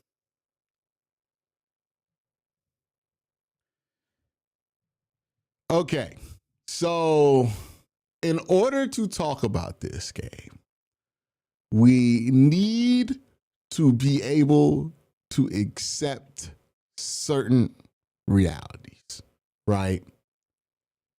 Reality one, the Browns were never going to be in a great position to beat the Chicago Bears this week. That's reality one, right? I know a lot of people, because you had a good performance from your quarterback against the Titans last week, kind of overrated the Browns' ability to win this game. And I thought that had been going on, quite frankly. I talked about it on this channel, talked about it on AFC North Talk, if you want receipts. But I felt like people were overestimating the Browns' ability to win this game and overestimating the Bears' ability to win this game as well. Well, not overestimating the Bears' ability to lose this game versus the Browns. Because regardless of what you thought about last week's performance from Shedeur Sanders, which was legitimately good, the Browns lost to a 1-win Titans team. And that was something that really got ignored, right? Like, that was the most positive I had seen people be about the Browns after losing to a 1-win team ever in my life. And that led to a lot of overestimation on what the Browns could do versus the Chicago Bears. And the reality is that the Chicago Bears are a significantly better football team than the Titans. Are the Chicago Bears one of the best defenses in the NFL? No, but they're a better team than the Titans. They're a better offense. They're a better defensive unit. They're just better overall than the Tennessee Titans. And having success versus the Titans and having success versus the Bears, it's going to be very different, especially when we're considering how much room for error there's going to be versus a team like the Titans and a team like the Chicago Bears. So I did not really expect this game to be close. If I'm being honest with you, I talked about this before. I talked about this in the video that I released this morning. So there is that part of it, right? You got to acknowledge that reality. The Bears are in a completely different place than the Cleveland Browns are, and that's going to affect how some players look. That's one reality you have to come to grips with. The second reality you have to come to grips with to have any kind of meaningful conversation about this game is that Shedeur Sanders just straight up did not play well. There's no real flipping it. There's no real turning it around. You could take the Jerry Jeudy interception away from him. That truly wasn't his fault. But there were a couple of other throws that almost got intercepted that probably should have gotten intercepted, right? If you want to take that one away, you got to pick those up. It just was not, in any estimation, in any way, a good game by Shedeur. Were there some things in the positive direction that were showcased in this game? Certainly. Shedeur had a couple of nice deep balls that he threw to Isaiah Bond in this one. I thought there were some nice moments of Shedeur continuing to show progress, stepping up in the pocket, and continuing to show poise. But was that stuff consistent enough to say that he had a good game? Absolutely not. Not even close to being neutral, right? It was a bad game.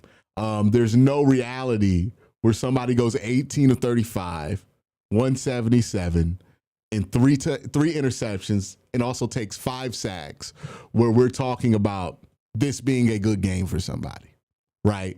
This is always going to be counted as a bad game. If Joe Burrow had this game, it would be a bad game. If Lamar Jackson had this bad game, it would be a bad game. If somebody like a Dylan Gabriel had this game, nobody would be looking for reasons to call it good, right? If you're looking for reasons to call it good, it is because you like the quarterback and you want everything he does to be good, and you don't want anybody to interpret anything negative about him.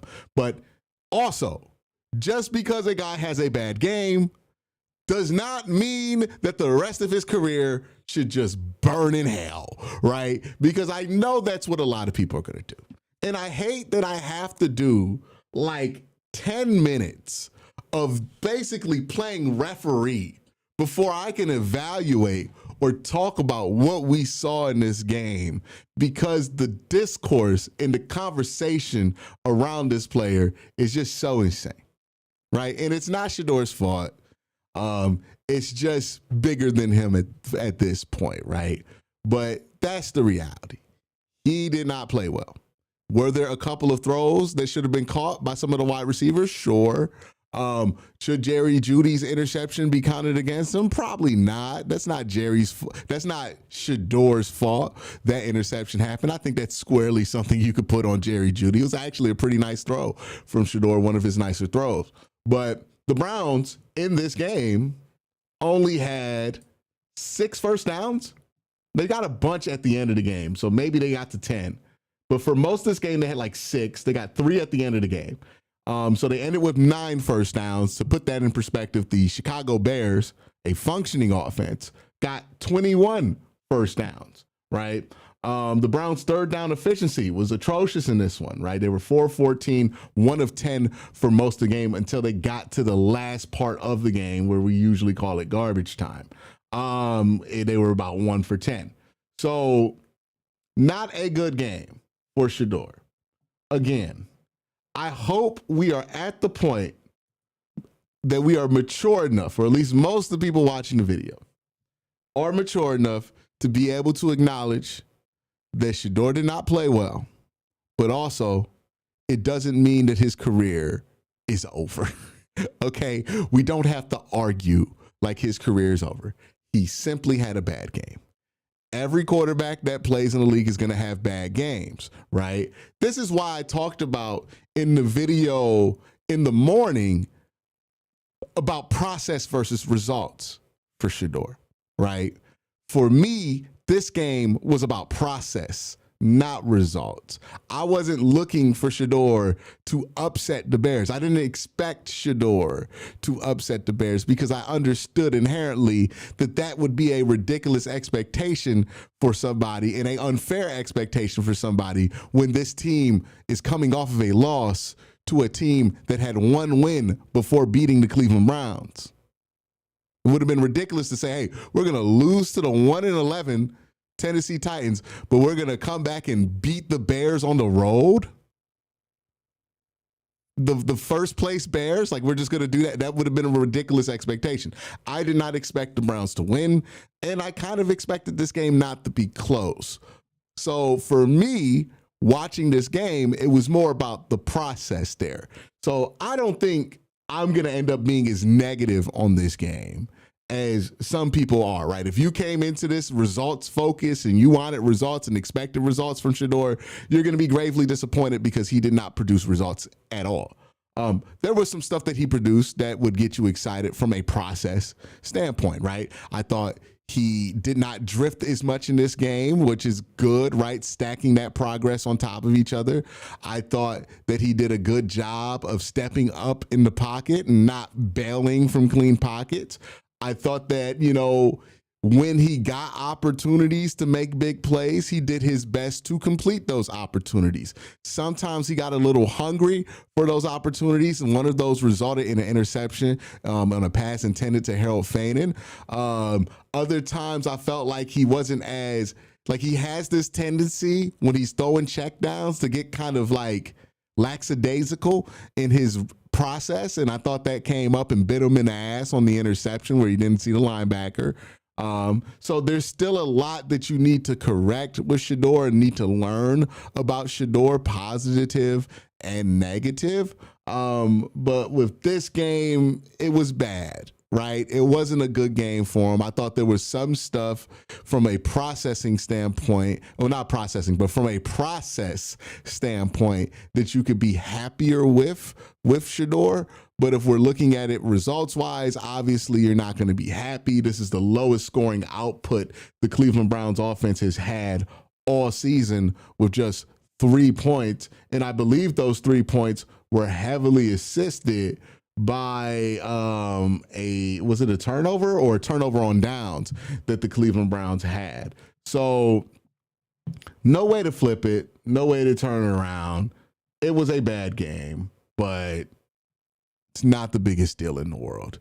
I hope that we're at the place to understand that. I don't think that the national media is going to be at that place. I don't think that people on Twitter are going to be at that place. But I hope the vast majority of you who are watching, who are Browns fans, who want what's best for the Browns, are at the place to maturely understand it was not a good game. We don't have to defend it like it was a good game. We don't have to try to twist and pull it and lie to ourselves and tell us it was a good game. It was a pretty shitty game. Any 3-interception game is going to be interpreted as a shitty game for any QB.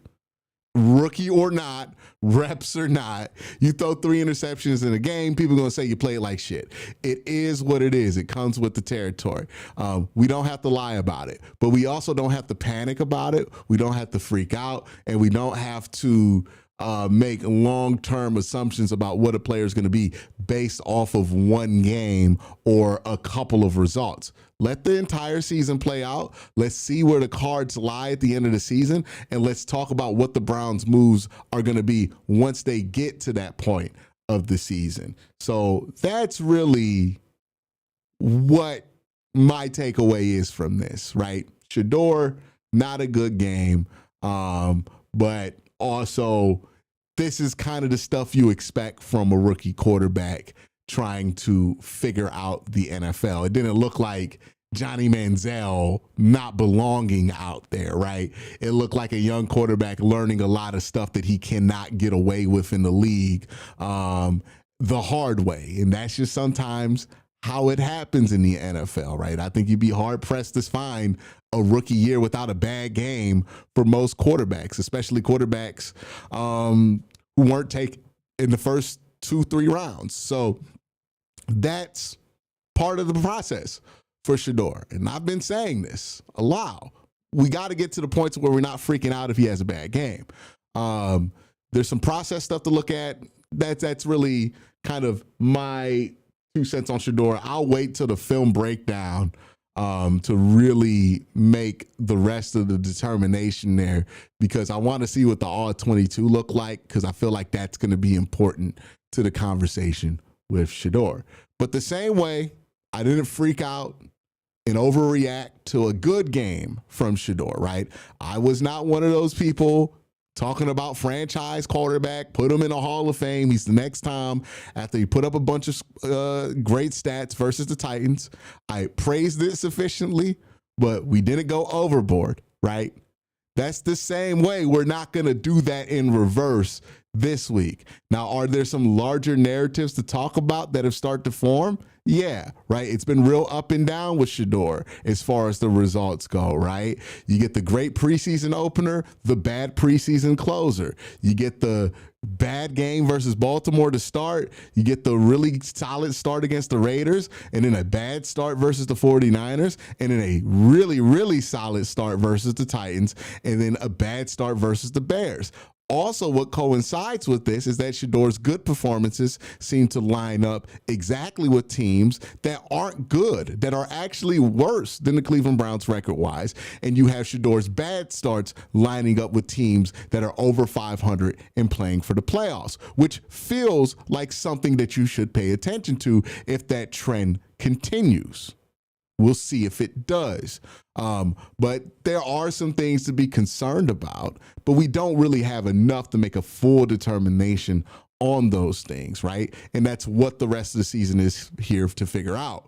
We'll have the next, 3-4 games to figure out with Shedeur. Now, let's talk about some other aspects of this game other than just the quarterback position.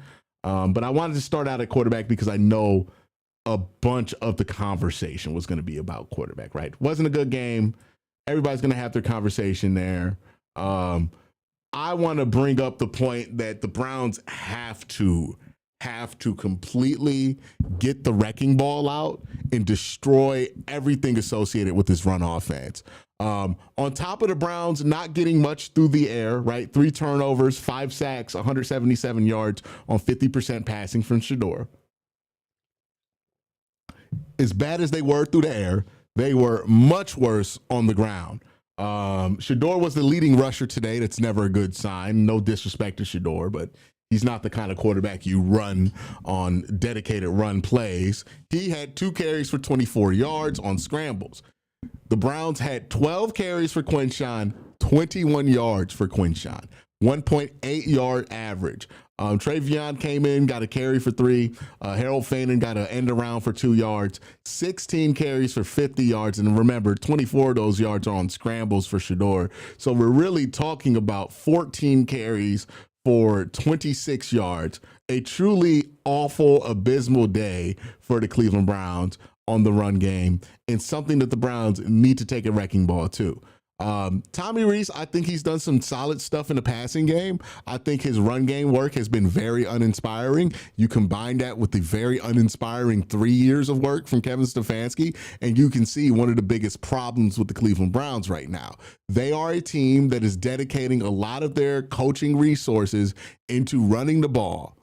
And what they're getting schematically, what they're getting from their offensive line is just not good enough to be able to sustain an offense around, let alone just like straight up. It's not good enough to exist in the NFL. Like, let's imagine the Browns were like this Bengals like team that had like all the wide receivers in the world.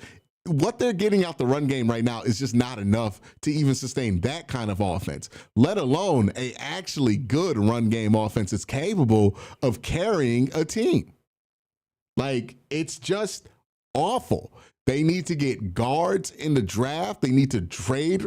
They need to get rid of some of the guys on the line. Well, everybody's injured right now, which plays a factor, right? But they need to re-inject this offensive line with youth. If not Luke Whippler, but if Zach Zinter, was he injured? Let me pull this up to make sure before I get too critical here. Because if Zach Zinter wasn't injured and he couldn't come into this game and Dillinger did, that is an awful sign. That is a horrific sign. Let's see what happened here before I freak out. So he was inactive for this game, right? Was he? Yeah, Zinter's inactive, but was he inactive with an injury? I know he was questionable at practice. So yeah, he was questionable and then he was listed out. Okay, so he was ruled out.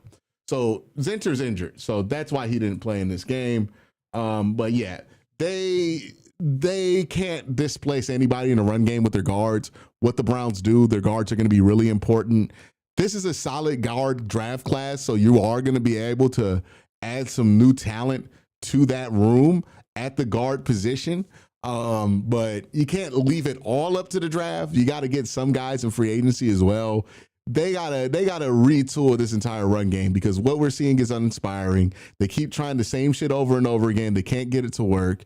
It's just not good, not very useful. And we're getting horrific numbers out of Quinshon Judkins when we know that Quinshon's not a bad running back. So that is a huge problem with the Browns right now, like outside the passing game. The run game is just so freaking terrible. Like, I feel like we're going to talk so much about the 3 interceptions today that run game is going to go under discussed, much like the loss to the Titans did last week. And I think that's unfortunate because this run game, the numbers they put up versus a Bears defense, that's solid against the run, is abysmal. And honestly, if you look at what they put up against bad run defenses, it hasn't been good. They can't move anybody in the run game. They have no power. It's been like that for 3 years. They need to get stronger and younger at those positions, and they need to do it immediately because this run game is not helping anybody at the quarterback position. We want to talk about receiving stuff. It starts with Jerry Jeudy. I think I tweeted out earlier that Jerry Jeudy is the Greg Newsome of wide receivers. And what I mean by that is Jerry Jeudy is just good enough to justify keeping on the team and cheap enough to justify keeping on the team, but he is certainly bad at enough things to piss you off along the way. And this was another prime example of Jerry Jeudy doing stuff to piss you off, right? Last week was good Jerry Jeudy. This week was terrible Jerry Jeudy. And much like Greg Newsome, Jerry Jeudy just cannot be your number 1 option on offense. He has to be like your number 3 or 4 option on offense. He'll bother you much less if that's where he is. He'll still bother you, but he'll bother you much less. Right now, the Browns have him as a number one option. It's not good. Shador targeted Harold Fannin like 14 times in this game, ended up kind of turning into an interception because he kept targeting him. Right now we got one guy taking up 14 targets. Like, that just tells you that you need to draft some wide receivers. I say draft 2 wide receivers in the draft. So offensive line, wide receiver, bad performance from the quarterback position. Not a great day for the Browns offense at all, right? I think this was a sobering day for a lot of people who got high off of last week's performance. And look, last week's performance by Shador was really good, and by the offense in general was pretty good, especially at the end of the game. But back to reality, right? The Browns offense has some real fucking problems, and we better take every single one of those problems extremely seriously, right? Quarterback, run game, receiving, offensive line, take all of those issues very, very seriously this offseason and consider all angles that things can be improved, whether you're comfortable firing the coach, whether you're comfortable drafting a quarterback, whether you're comfortable with new wide receivers or not. You got to be looking at all avenues to improve this offense because it simply is not what it needs to be. It's not NFL quality right now. It's not mediocre. It's not even mediocre. It's just trash. So that's where you are. The defense, I thought, had a pretty bad first quarter, but held it together for most of the game in the third quarter until the offense turned it over. Like, I'm not really upset at the defense, if I'm being honest. Like, they started the game out pretty poor, gave up 14 points right off the bat, but then they stabled things up pretty well from the second, third, and fourth. Like, the Browns had a lot of opportunity to get back into this game, but like we've seen many times this season, right? The Browns are 11 points away. We're like, oh, we're really not that far away from being close. We just need a touchdown. And then boom, they get the big turnover. They turn the ball over, and then that opens the gates here. That's what happened with the Browns. Shador threw an interception that opened the floodgates for the Browns offense. For the Bears offense. So another one of those performances, another game where the Browns lose very familiarly. Myles Garrett got 1.5 sacks, should have been 2, but they took away half of his sack, gave it to Shelby Harris in this one. And Myles is now sitting at 21.5 sacks. So he's 1 away from tying, 2 away from breaking the record outright, or 1.5 away from breaking the record outright.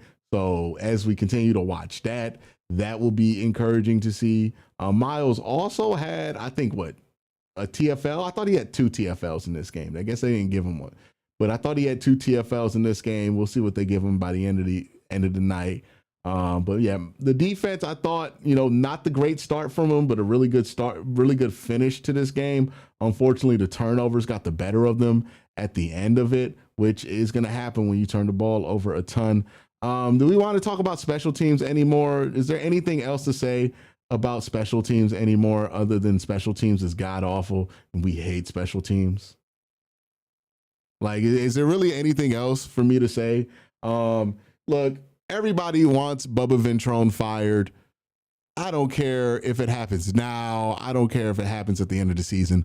All I care is that it happens. And I want to dig a little deeper than just Bubba Ventrone needs to be fired, right? Because when you just present that as the only thing you ever say about special teams and special teams critique, it gives off the idea that you could just fire Bubba Ventrone and fix everything that you need to fix.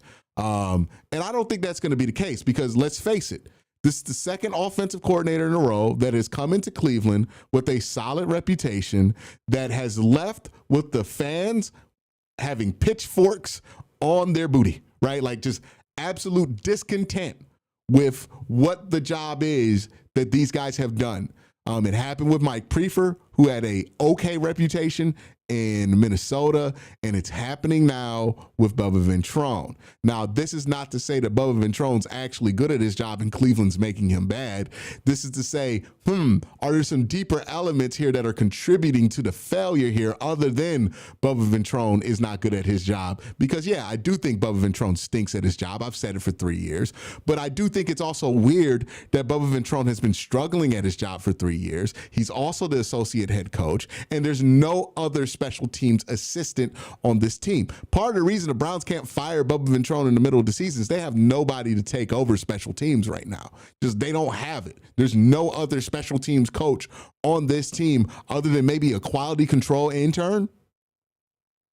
So there's nobody to do that work of Bubba Ventrone, even if you wanted to fire him, so you can't fire him. And you really got to ask yourself, why is a team that struggled with special teams coverage, punt kicks, and kick returns, why is a team that has struggled as much with special teams only have one assistant for that position, and it's the coordinator, who also splits responsibilities as an associate head coach?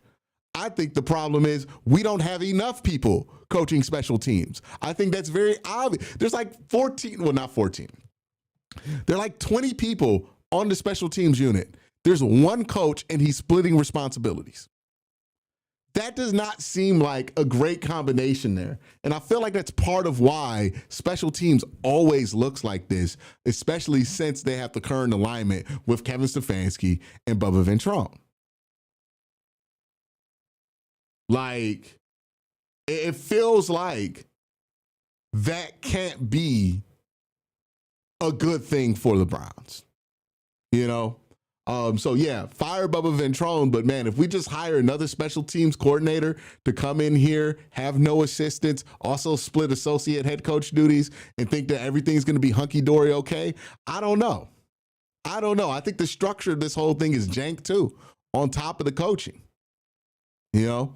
So we'll see what happens. But I want to dig a little deeper with the special teams criticism than simply fire Bubba. It's real easy to say fire Bubba. Then they bring in somebody and everybody's happy. But are the structural concerns that have been exposed with the special teams going to actually be addressed? Right? My same thing with the offense, right? Like, what are we doing about the run game? The run game has been dog shit for 3 years. Kevin can't fix it. Tommy Reese has been less impressive than Kevin. Like, if the answer is you want to keep Kevin, for those who want to keep Kevin, what do you do about the run game? Who's fixing that run game? Because it can't be anybody in that building right now. That can't feel like a solution. You know, this thing's been stale since 2022.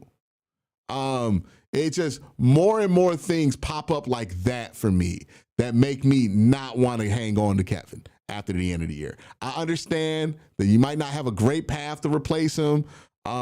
But you really got to ask yourself, can he solve those problems? And if the answer isn't yes, you just got to move on and trust your process to find somebody who could do better, you know?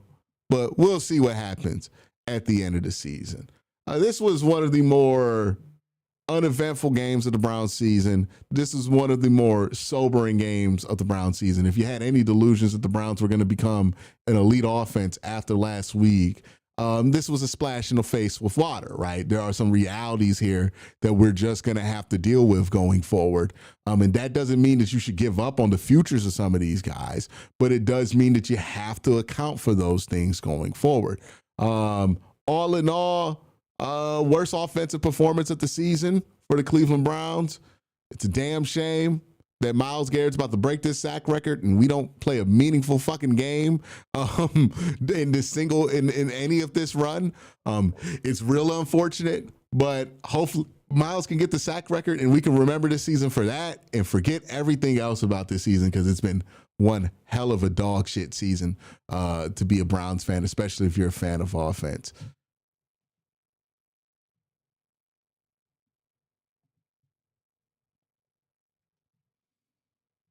Yeah. We got any super chats? Did I miss any super chats?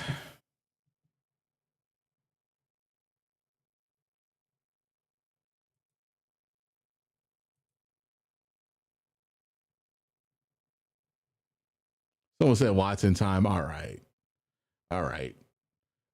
B West says, I don't know why the chat is so anti-12. He's a rookie and he showed flashes and made rookie mistakes. This team is really bad. I don't know what quarterback does well here. I think it's just the internet, man. People are going to not like the guy that you like. And they're going to not like that guy pretty aggressively. There's no sacred cows on the internet. Everybody hates somebody on the internet, man. The chat can be pro Shador at times, incredibly so. When Dylan was playing, the chat was incredibly pro Shador. And the chat's going to be anti whoever's throwing 3 interceptions most of the time, right? Like, it is what it is. Don't take too much into it. It's not like you're getting long-term structural analysis from a fucking internet chat, man. You're just getting people just blurting shit into the chat. You just can't take it that seriously. Honestly, it's my chat and I don't take it that seriously. If we were hoping to see a step forward, all right, so we got through both the super chats that happened during the post-game show. Let's read some of the Bleacher Report stuff as well.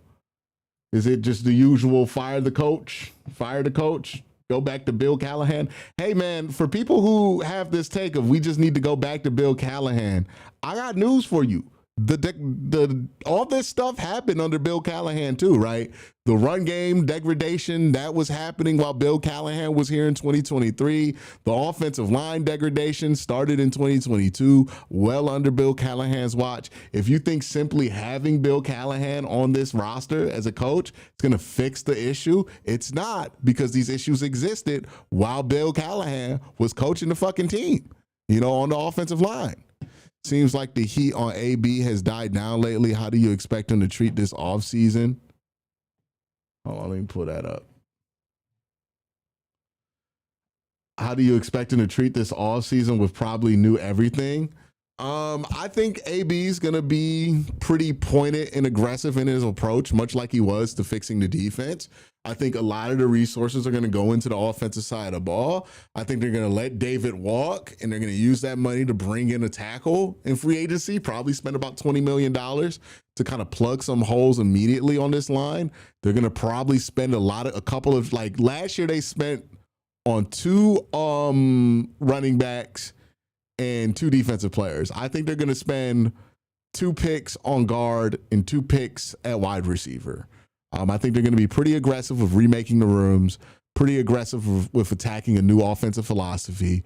And we'll see what they do at coach, but I think they're going to have to move on at this point. I just don't see how any of the actual problems with the Browns offense is going to be fixed by bringing back Kevin and Tommy Rees. I just don't have the hope there. Maybe they do internally, but man, I'm just not sold, me personally. If it were me, I would be firing Kevin at the end of the season, but I'm not the GM, so we'll see what fucking happens here, man.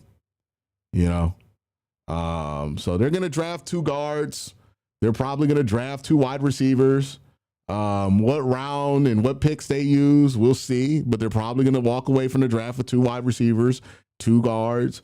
They're looking like they're going to get the 2nd pick in the draft at the very least. So that's really it, GR18 says the O-line is down to 3rd stringers and no continuity. With that line, how can the quarterback in the run game succeed? Okay. I'm not asking Shador to win the game with that offensive line. I made that very clear, right? But you bring up a good point here, right? With that offensive line, it's hard to win.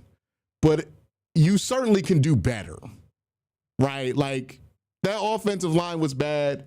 You're not going to have a bunch of numbers here. I don't think anybody expected Shador to put up the same numbers as last week. But you expected not 3 interceptions, right? I think that was fair to not expect. So, no, I don't think it's